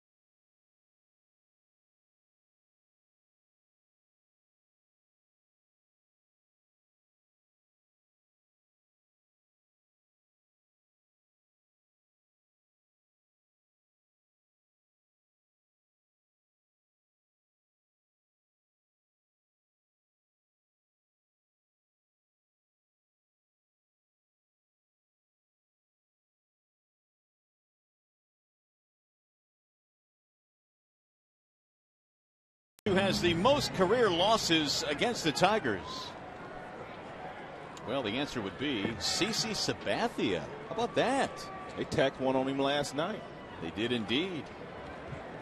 12 losses, and here's that list. Jose Contreras and Tim Wakefield have each lost 10 times against the Tigers, but CC leads that list. Of course, he faced him a lot when he pitched in Cleveland in the same division. See, the Tigers always had good right-handed dominant lineups. I mean, there was a time when they were running, and guys were doing a good job. Monroe and Tim, Sheffield, Pudge, and Maglio. Carlos Guillen was hitting right-handed. Polanco. Tigers had some good right-handed hitters. Some big names. Scherzer facing Jeter, the top of the lineup here in the 6th inning. 4-0 Detroit. Jeter looks at a strike. 0-2. Derek is 1 for 2 in this game, a single and a strikeout. Meanwhile, Scherzer has struck out 7, and he's done that now in 5 consecutive starts. Here's the 0-2 pitch. Bouncing ball to second base. Sizemore. Jeter is out. He's 1 for 3 tonight. 1 gone. He's going to bring up Granderson. Well, I'm not sure Scherzer has pitched a whole lot better in any one of his starts than he is tonight. I was thinking about that last half inning. This is about the best that we've seen, Max, including last year. Here's Grandy. Ball 1. Pitch count not in bad shape. 78 thrown so far in this game, especially against the Yankees, a team that likes to wear you down. True. The 1-0. Granderson 0 for 2 in this game. He is 0 for 9 in his return to Detroit. First series back in the Yankees uniform. He was hurt last year when the Yankees came to town. There's the ball outside, 2-1. Saw Curtis's parents before the game, and I saw him a couple of days ago as well. Had a chance to talk to them. The nicest people you will meet. They came to a lot of Tigers games. Right back up the middle, and Peralta gets to it, but he'll have no play. Infield hit for Curtis Granderson. Johnny had no shot of throwing him out, even if he kept his balance. Now Curtis runs too well. Just the 3rd hit of the game for the Yankees tonight.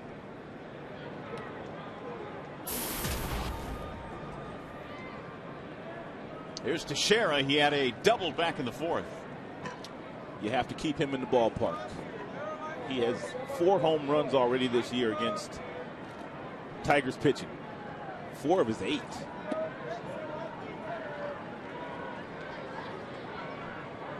We were talking about this earlier. Last April, he hit just 136, a notoriously slow starter, but for whatever reason, this year was much different. His April finished with 16 RBIs and 6 homers. Fouls that one back out of play. And you know, by the time the season is done, he's going to give you about 35, maybe more. 100 steaks too. Easily. That's just who he is. That would be RBIs for you new listeners out there. Steaks, ribbies, RBIs, ribeyes.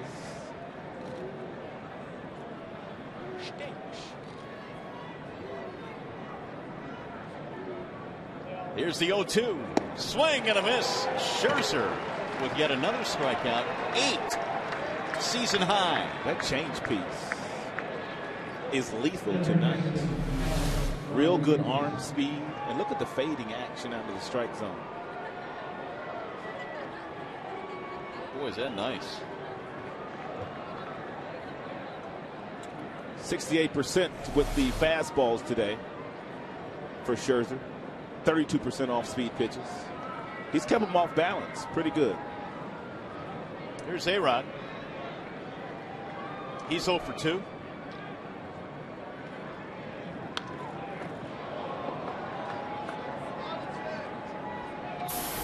Max gave up a single in the 1st, a double in the 4th, and a single here in the 6th. The Yankees have not had very many opportunities. And it is tough to get through this lineup a few times and absolutely shut them down, but Scherzer has done just that. Gone through them a couple of times now. Driven in the air to center field. A lot of room out there for Austin Jackson, and the inning is over. No runs, 1 hit. Bottom of the 6th coming up.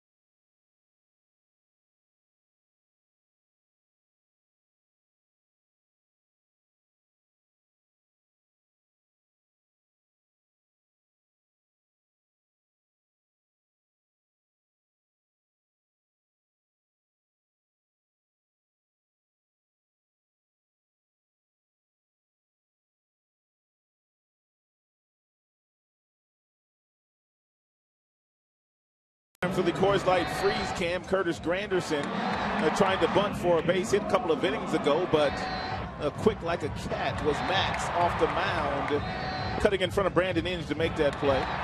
Coors Light freeze cam is always brought to you by your Frost Brewed Coors Light. Max doing it all today. He sure is. The Tigers have helped him out, though, with a little bit of offense. 4 runs on 9 hits. Freddie Garcia back to the hill. Facing the bottom 3 in the Detroit lineup, 7, 8, 9, Peralta, Avila, Inge. Garcia has not given up a run since allowing 3 in the 3rd, the key blow in that inning, a 2-run shot by Ordonez. Peralta takes ball 1.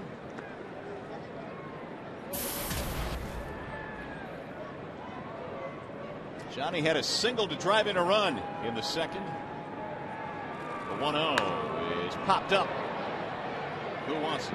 Teixeira calling off Garcia. Johnny now 1 for 3.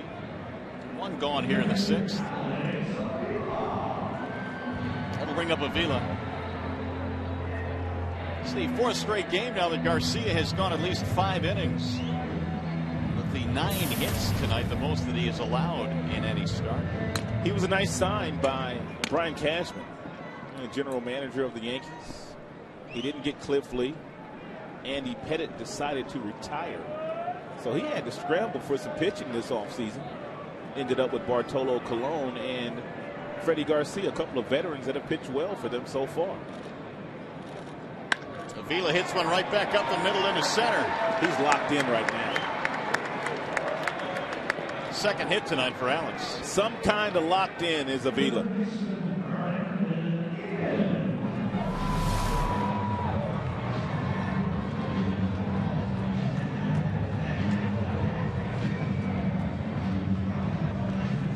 Making an even 10 hits now for Detroit.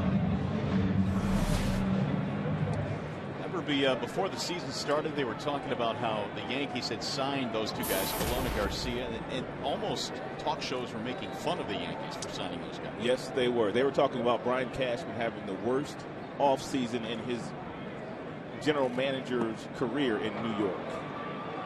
Meanwhile, we saw Colon still has plenty left. Saw that on Monday night. Here's Bartolo, former Cy Young winner.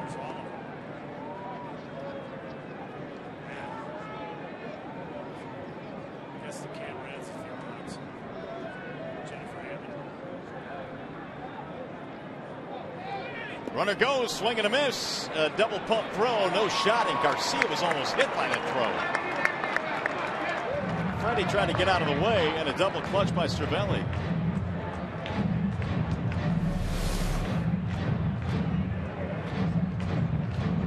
Cervelli didn't have a good handle on that ball. And take a look at the look that Freddie gave him after almost being hit. Hey, wait a minute, man.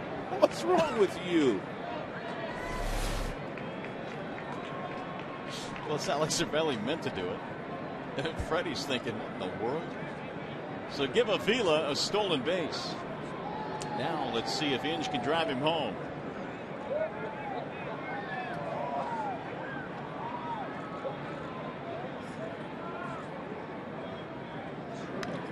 Fouled it off. Brandon 0 for 2, fly ball, strikeout.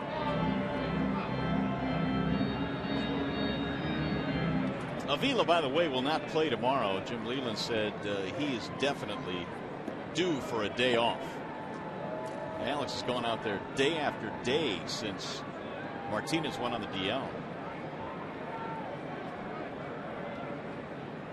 And the 0-2. He couldn't hold up. Inge is out of there on strikes.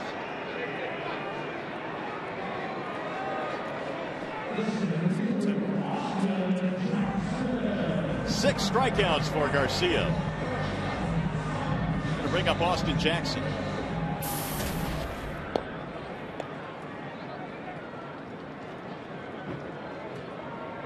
First couple of pitchers of this series gave Austin quite a few fastballs.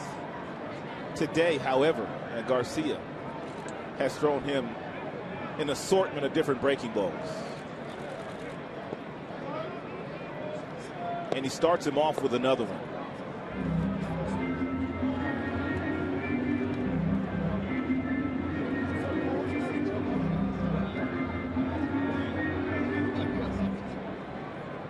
Freddie has given up 10 hits. The Yankees have only 3 against Scherzer.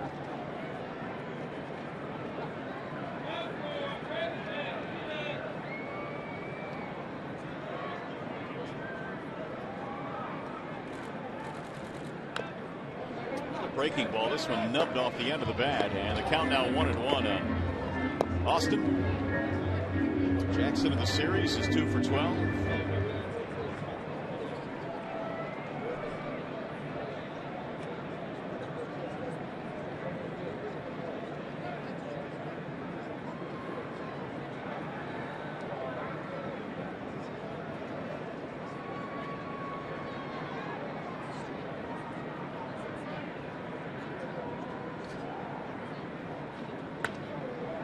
That'll get back out of play at 1-2.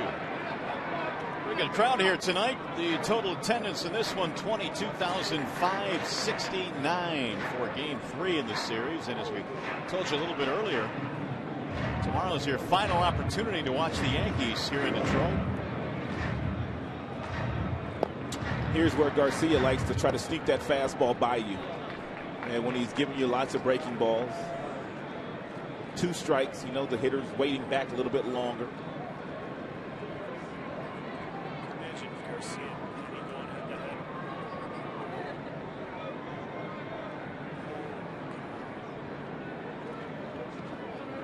head. Cervelli blocks another one. And it's 2-2.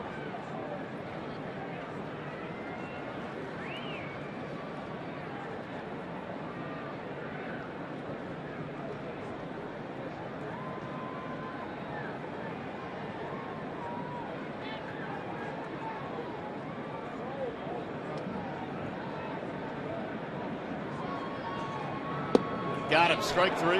Jackson took it, looking. 7 strikeouts now for Freddie Garcia. 6 innings in the books here at the ballpark. Tigers still lead the Yankees 4-0.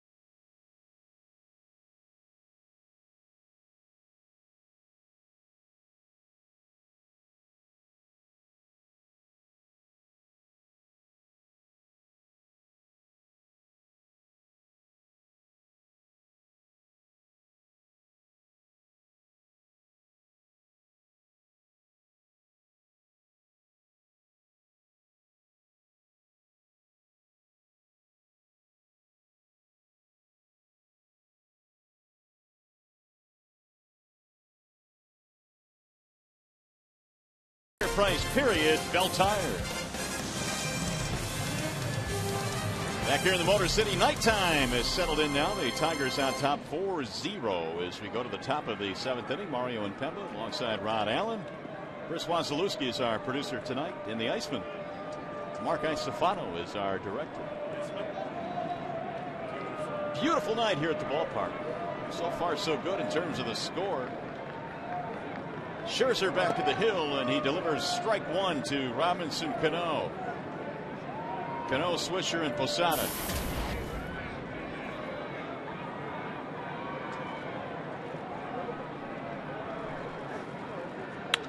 Ground ball right side. Sizemore ranging left. One out.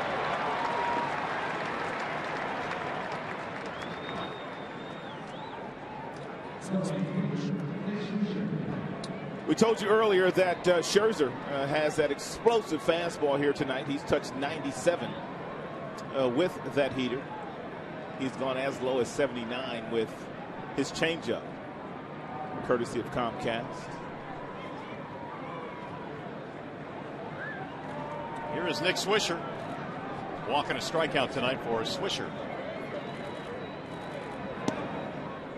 Ball one on Nick, who plays the game extremely hard. And earlier this year, he was involved in a play against the Minnesota Twins that bothered him a little bit as he drives one in the air toward left field. Bosch will get there, though, for the out or 2 run. Earlier this season, Swisher was trying to break up a double play at second base, and Yoshi Nishioka, who was the Japanese player in his first year with the Twins, was covering at second base. Swisher slid into him and broke his leg. Nishioka didn't try to get out of the way. He just stood there. And Swisher came in as hard as he would normally, but he felt really bad afterwards. He went to the Twins dugout, or locker room, I should say, to see how Nishioka was doing, but he felt extremely bad about that. Nishioka also a shortstop in Japan, so he was making the transition to the other side of second base. Posada looks at a strike. Jorge is 0 for 2. Pop up in a fly ball. Not a whole lot cooking tonight so far for the Yankees. Scherzer has been in command. And he throws another strike. It's 0-2.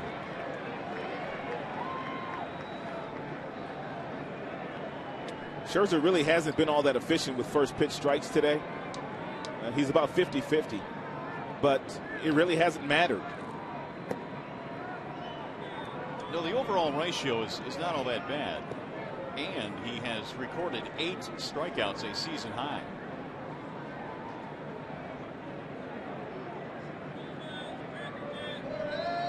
Here's the 1-2. 2 balls, 2 strikes on Posada.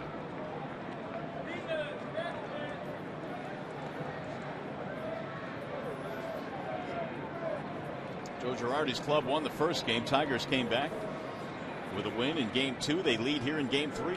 Swing and a miss. How about Scherzer? 9 strikeouts, a 1-2-3 7th inning. And we go to stretch here at the ballpark for the Tigers in command tonight.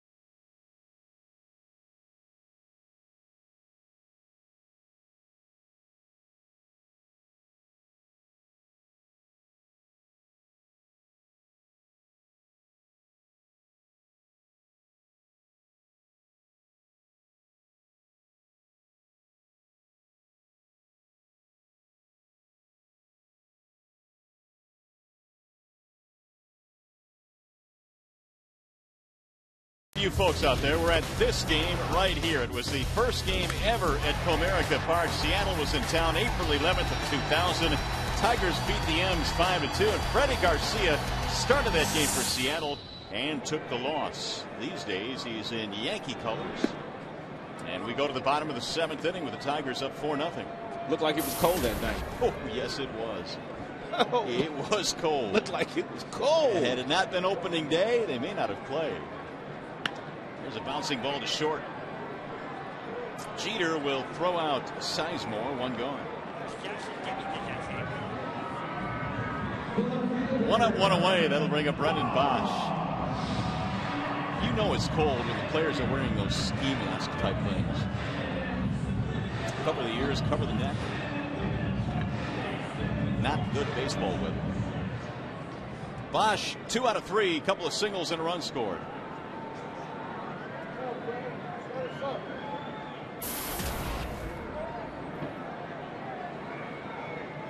And batting .311. Ball 1 to Brennan.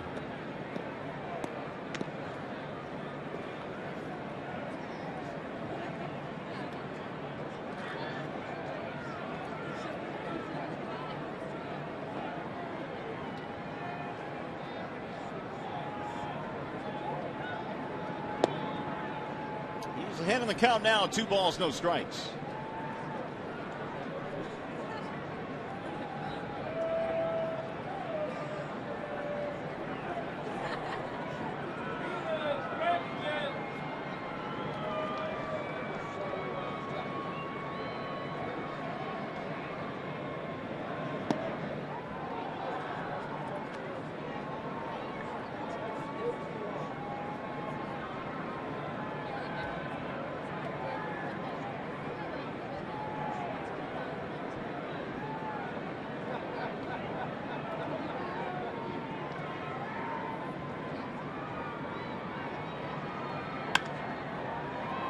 The second baseman, Cano. And Bosch now 2 out of 4, 2 gone here in the 7th. Freddie Garcia came into this inning having thrown 94 pitches. There is activity in their bullpen. Buddy Carlisle warming up.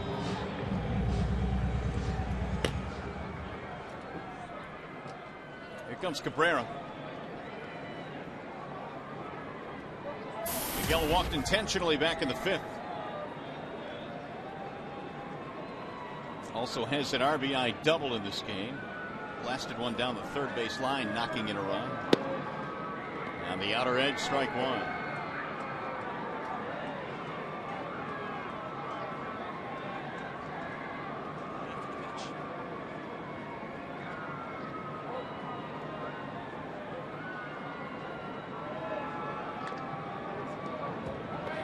Cabrera received his 9th intentional base on balls his last time up today, and partner at the pace he's going right now, he's going to shatter that 33 there by Olerud and Teddy Ballgame.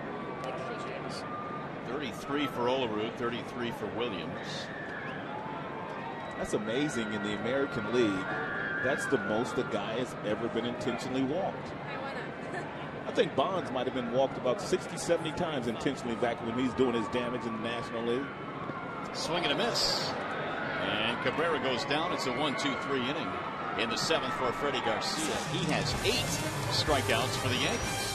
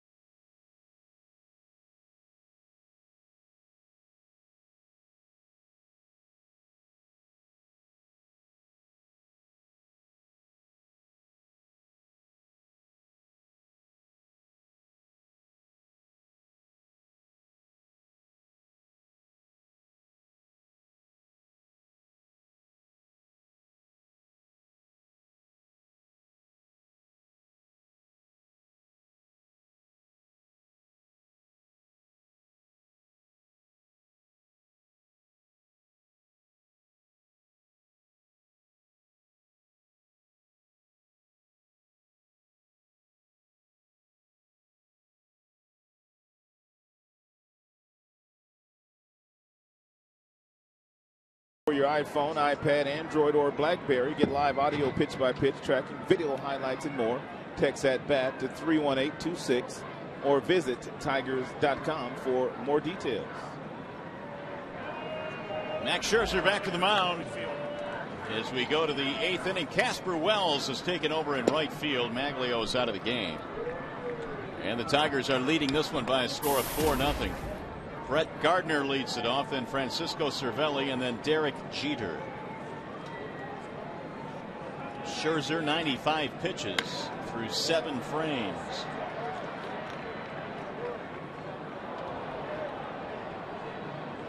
Max's longest outing this year was 8 innings 2 starts ago against the White Sox.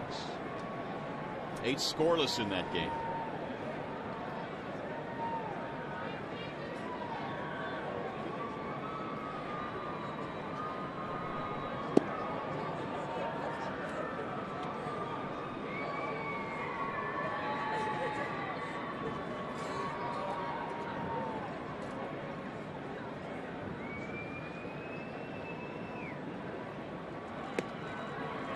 Gardner trying to get on here. His team down by 4 runs.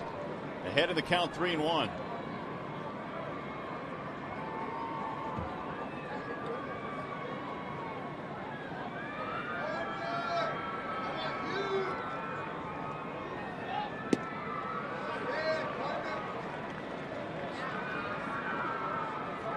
Three and 2 on Gardner.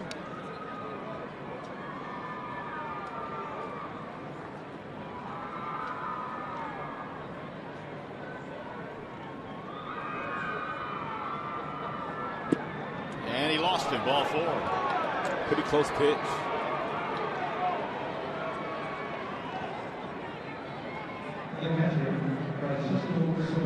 The second walk for Max. He walked Swisher to lead off the 5th, but nothing came to that. This makes it 6 straight starts now that Scherzer has gone over 100 pitches. Jim says he's one of my horses. I'm going to leave them out there every single night as long as they allow me to.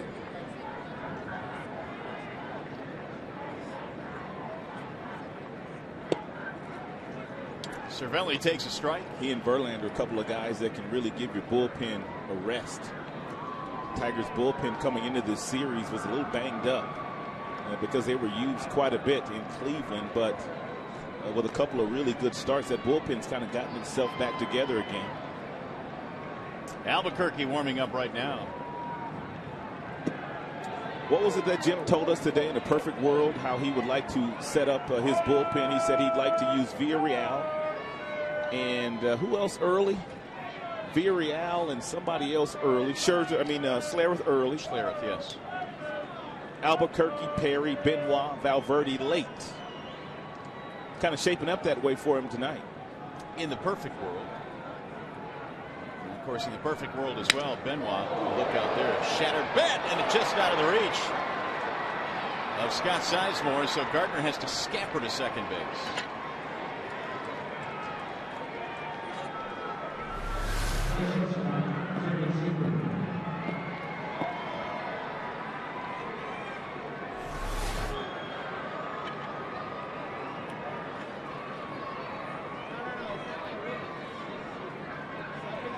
Fourth hit of the game for the Yankees. They have 2 on now. Here comes Rick Knapp.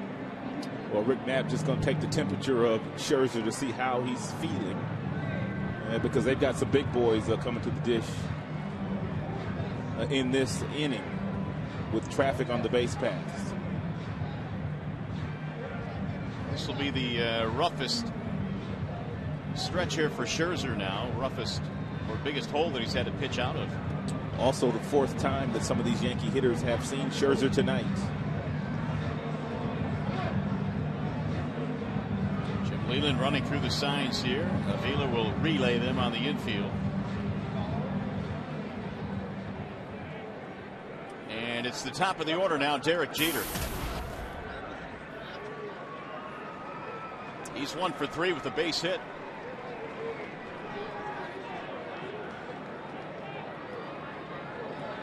See if Scherzer can get the ground ball here. It would be mighty big. Instead, he hits it in the air to right, not deep. Wells sizing it up, and the runners have to hold. Jeter retired, and rather quickly, as a matter of fact. One gone. He's going to bring up Granderson.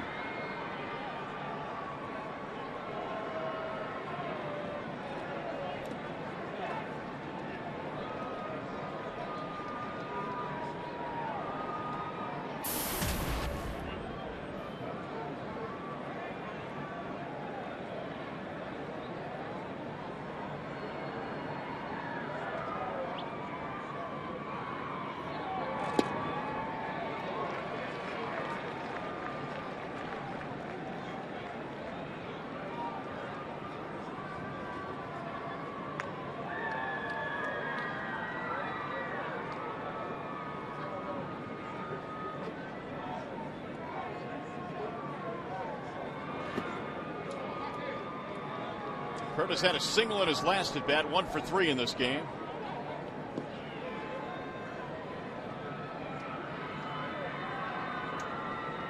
Tigers got 4 early runs in this one, 1 in the second, 3 in the third, have not scored since. Scherzer, meanwhile, has got the Yankees off the board, period, to this point. Now the 1-1. 1-2 on Granderson. Series finale coming up tomorrow. Final meeting of the season in this ballpark between these two teams, Porcello and A.J. Burnett.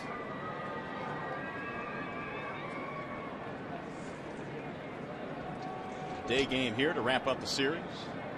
Then it's on to Toronto.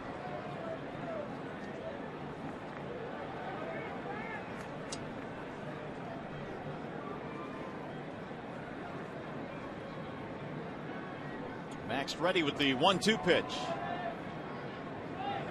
Ground ball to second base. He'll flip to second one. Relay and double play. What a nice firm feed by Sizemore. A 4-6-3 twin killing gets Scherzer out of the inning.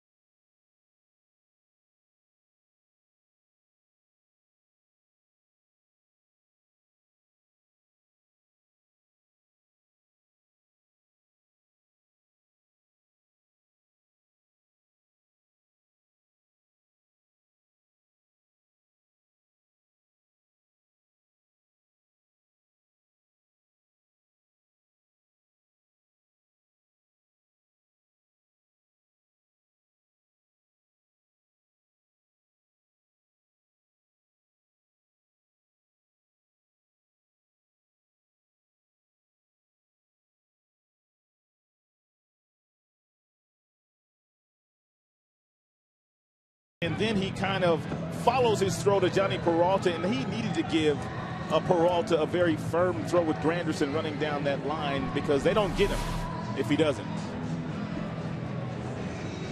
Take a look at our Comerica Bank game summary. Magglio Ordonez 2 for 3 in this game, his first home run since July of last year. Cabrera, well, he just continues to get it done. 5 for 9, a double, 3 ribbies in the series, and Max Scherzer has been sensational in the game tonight. Meanwhile, Eduardo Nunez is on to play shortstop. Now Jeter is out of the game. So the Tigers trying to add to their 4-0 lead here. 4 runs, 10 hits tonight for the Tigers in this one, and a breaking ball drops in against Victor Martinez. Casper Wells to follow, and then Johnny Peralta.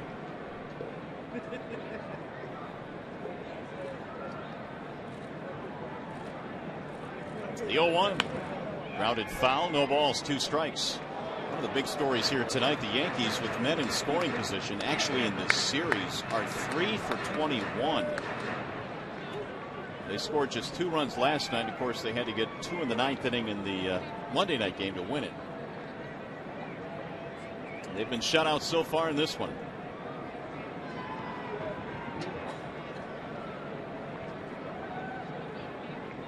Here is Garcia's 0-2. 1-2 on Martinez. Victor 1 for 3, singled, and a run scored.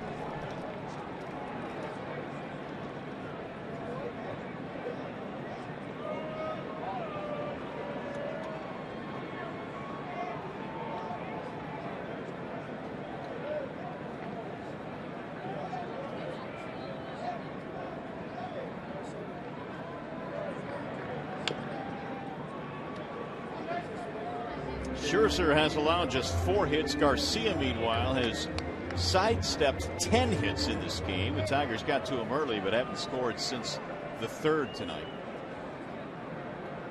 But a 10-hit game for the Detroit offense. 1-2 on Victor Martinez. His first game off the disabled list. Had a base hit, scored a run in his first AB. And he pulls this one foul.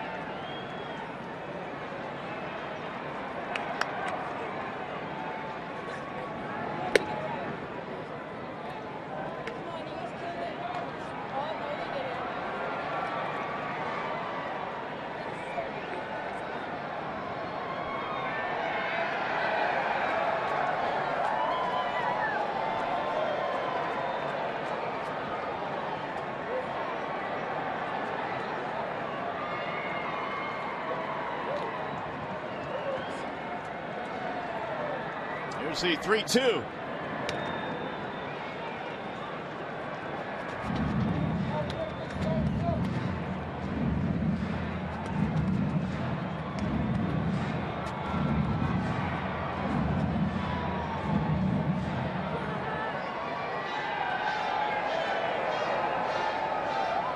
This will be the 8th pitch coming up in this at bat to Victor Martinez. Tigers Live coming up immediately following the game. Hopefully happy totals to be talking about tonight. The Tigers trying to make it 2 straight against the Yanks.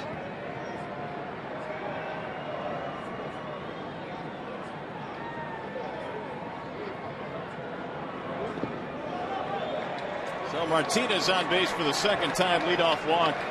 And let's see if that's it for Garcia.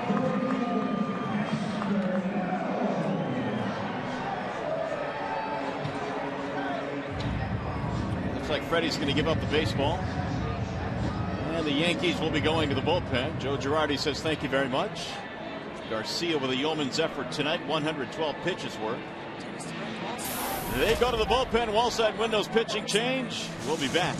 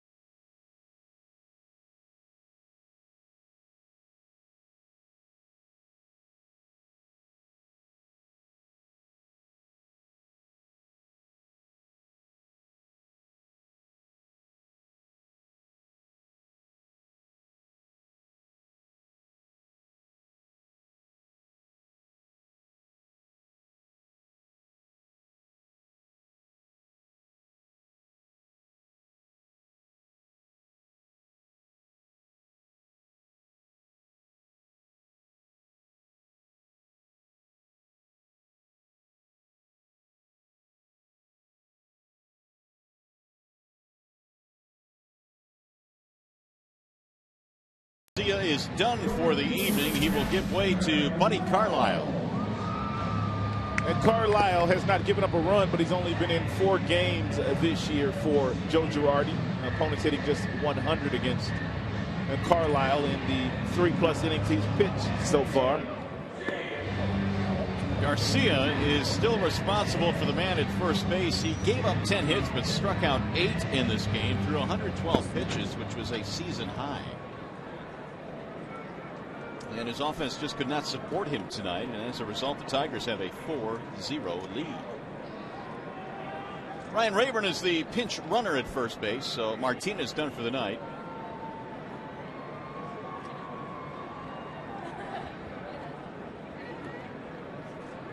And Buddy Carlisle, born in Omaha, Nebraska, facing Casper Wells. The first at bat for Casper came on as a defensive replacement.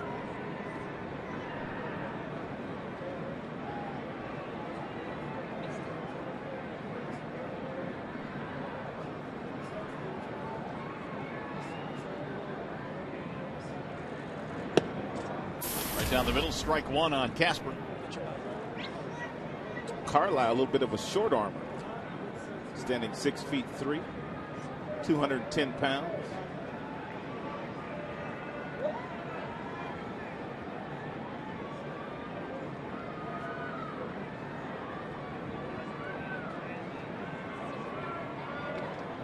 Rayburn chased back.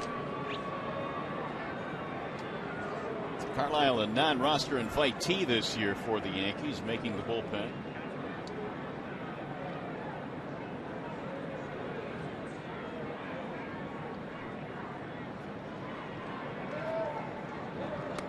Another throw, and that one was closer.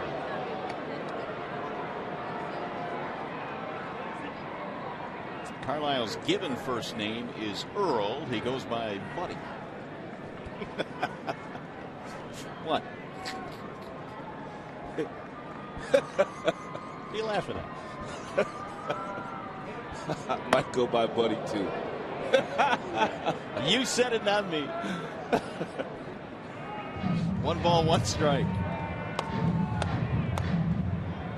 My name is Earl. Wells, meanwhile, going down to third now, and he'll have a little chat with Gene Lamont.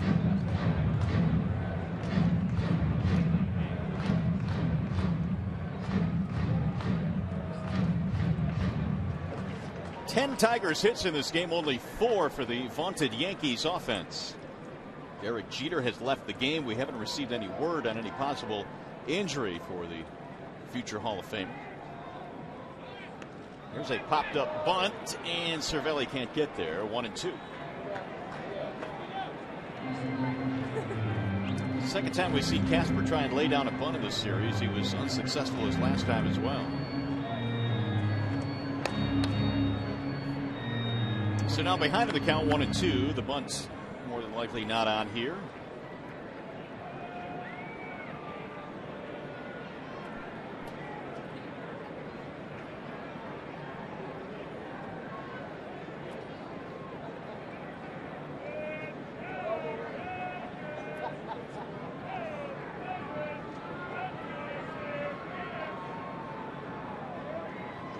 And another throw, and back in there is Rayburn. Leadoff walk to Martinez. That was it for Freddie Garcia, and Rayburn has come on a pinch run. Tigers would love to get that 5th run in before we get to the 9th. And get out of grand slam distance.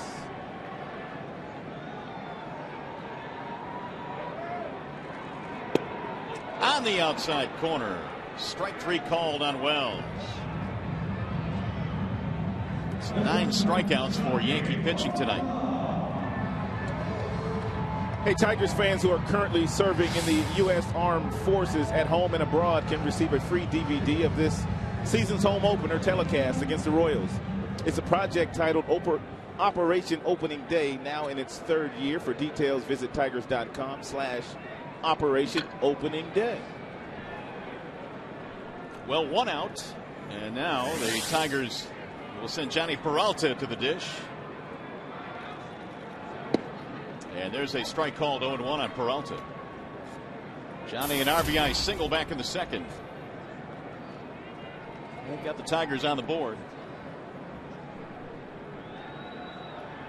One of the 10 Tigers hits in this game.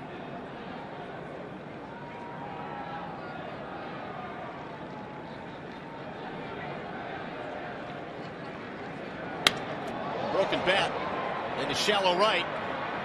It's going to be caught though by Swisher. 2 gone. How many broken bats have we had tonight? Quite a few. And one of them ended up in the crowd.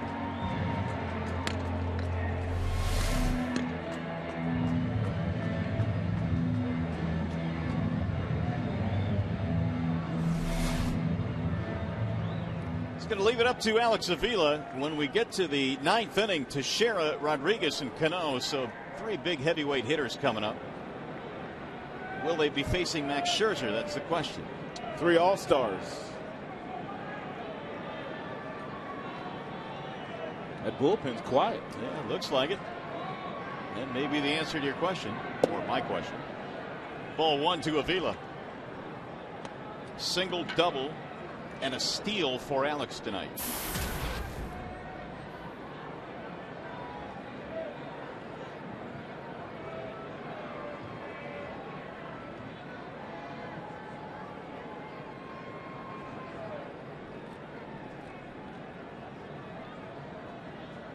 And the 1-0 on the outside corner. 1-1 on Alex. Wasn't a fan of that call, apparently.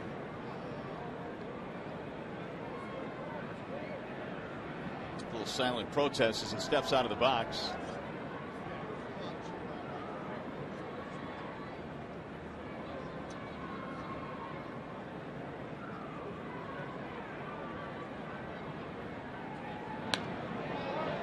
One and 2 on Avila. Tigers, after losing 7 straight, have a chance to beat the Yankees now in back-to-back games, and a chance, if they win here tonight, to win the series before they hit the road again. Yankees have played the majority of their games through the first month at home. They're just now getting into a good portion of their road schedule.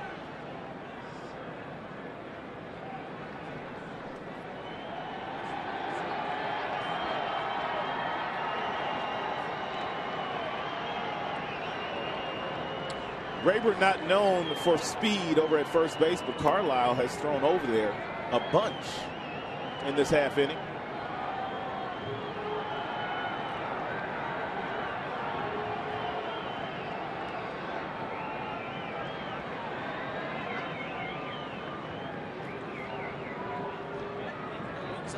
Wings just scored. Well, how about a Wings update? The Red Wings have just scored in the second period at the Joe. 2-1 over the Sharks. It's game 3 in that series. Sharks have won the first 2. Wings need a win. Ball high, 2 balls, 2 strikes.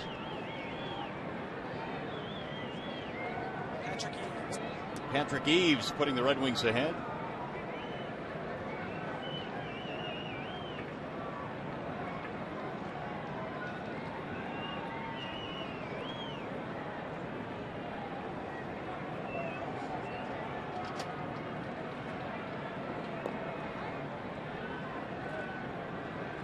Game's come to a screeching halt here. And now time is called as Avila steps out. Carlisle taking too long, so Buddy's going to walk out behind the mound now.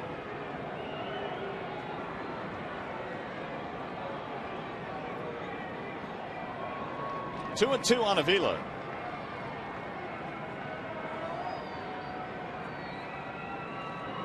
High, 3 balls, 2 strikes. And with 2 outs, you know what that means. Rayburn will be on the run. Brandon waiting on deck. Tigers scored 1 in the second, 3 in the third. Maglio with a 2-run shot tonight. Cabrera RBI double. Peralta RBI single.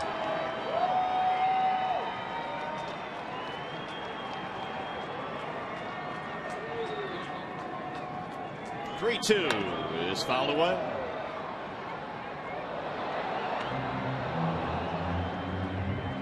Rayburn retreats. Avila's first time he hits 2 home runs back in May 5th of last year. Did it earlier this year. This is the first career last year.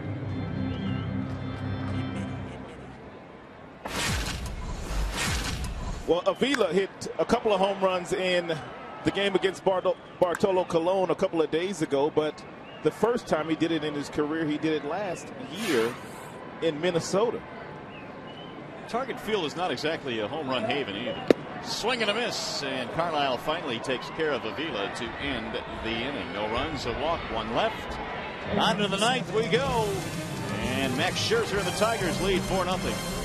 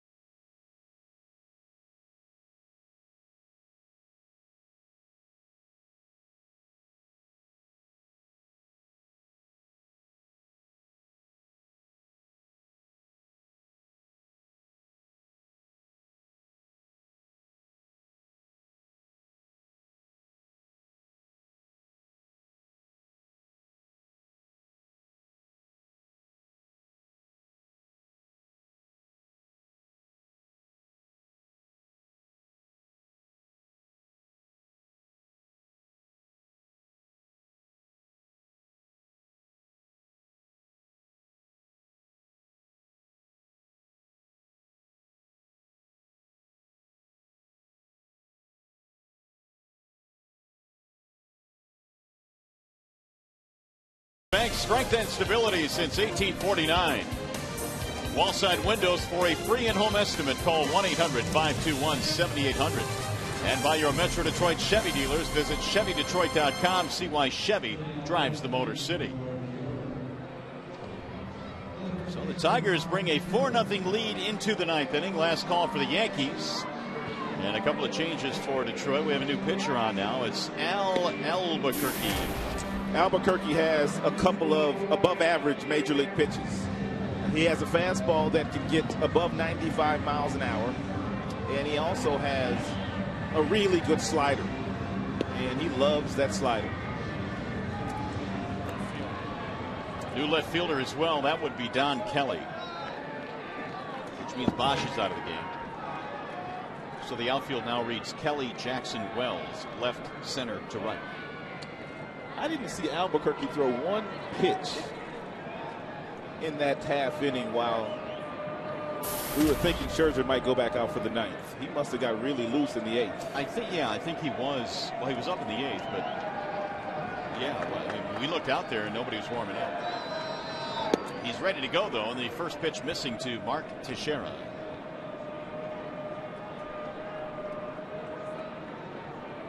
Teixeira, A-Rod, Cano.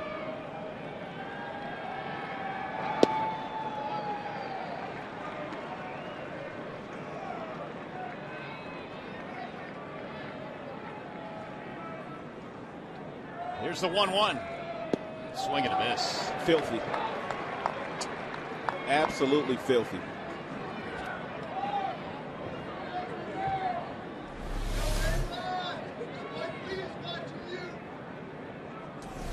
He has a legitimate slider. He hit it. Literally the last thing he wanted to do, and that'll put the leadoff man on. And meanwhile, Avila got hit with that pitch as well.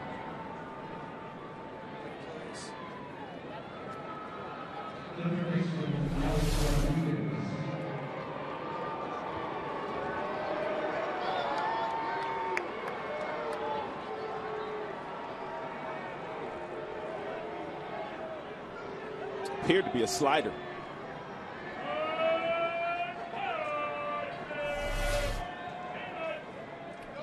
Well, if Albuquerque runs into too much more trouble, Papa Grande's starting to warm up. Meanwhile, Avila looks to be okay. As A-Rod stands in now. 4-0 Tigers. We're in the 9th.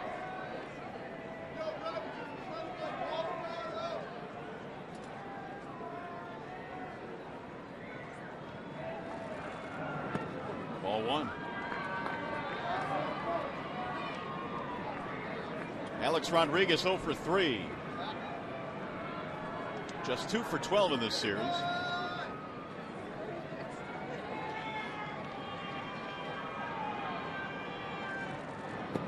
Two and 0.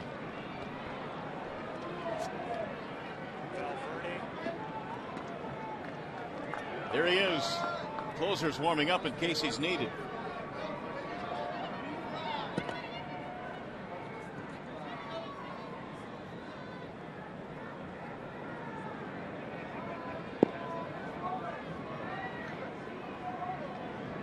A-Rod gets a breaking ball on 2-0 and it drops in for a strike. 2-1.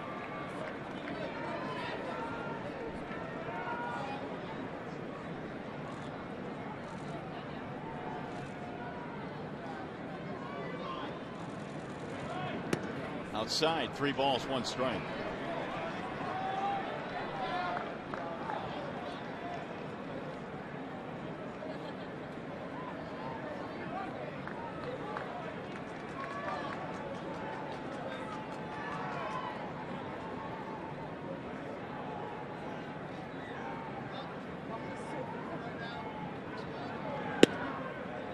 Three and 2.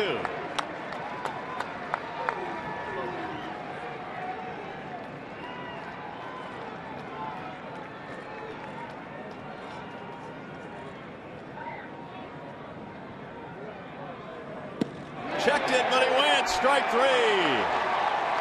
A-Rod didn't like it. Face to face now with Bill Welke. I think Bill Welke called that on the swing.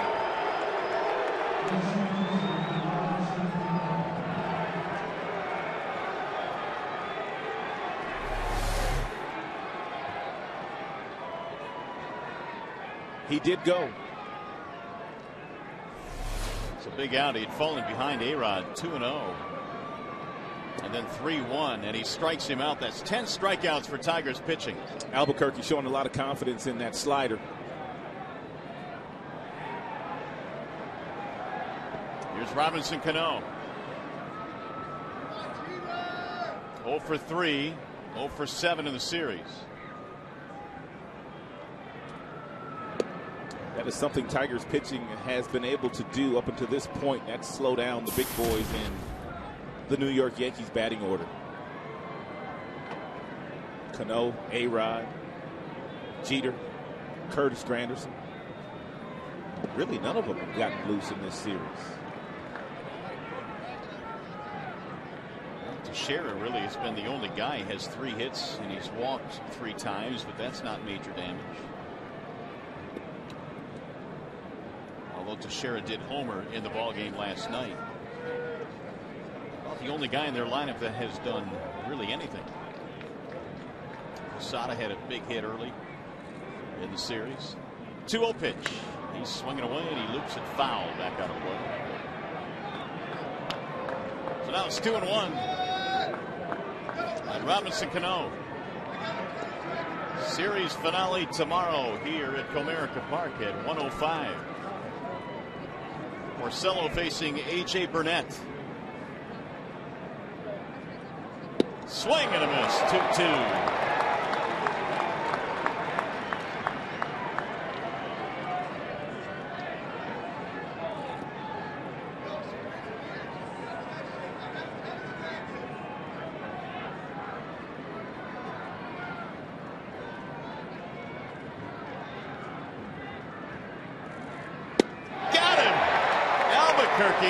Strikes out Cano.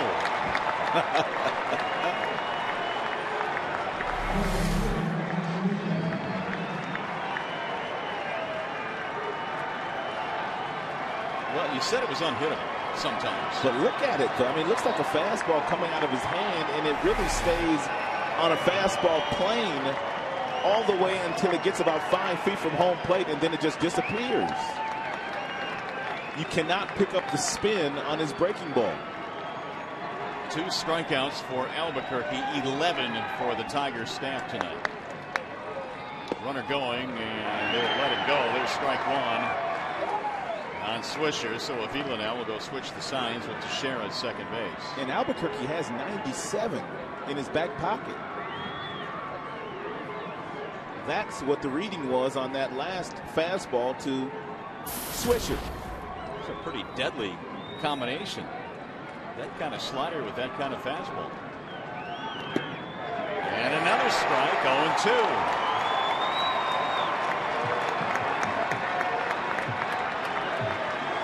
One strike away from taking game 3 in the series.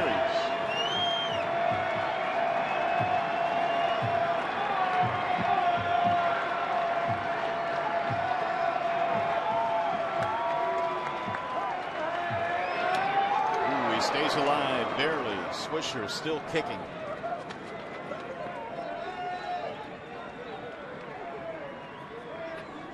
Scherzer started this game, went 8 scoreless innings. Albuquerque trying to close it out.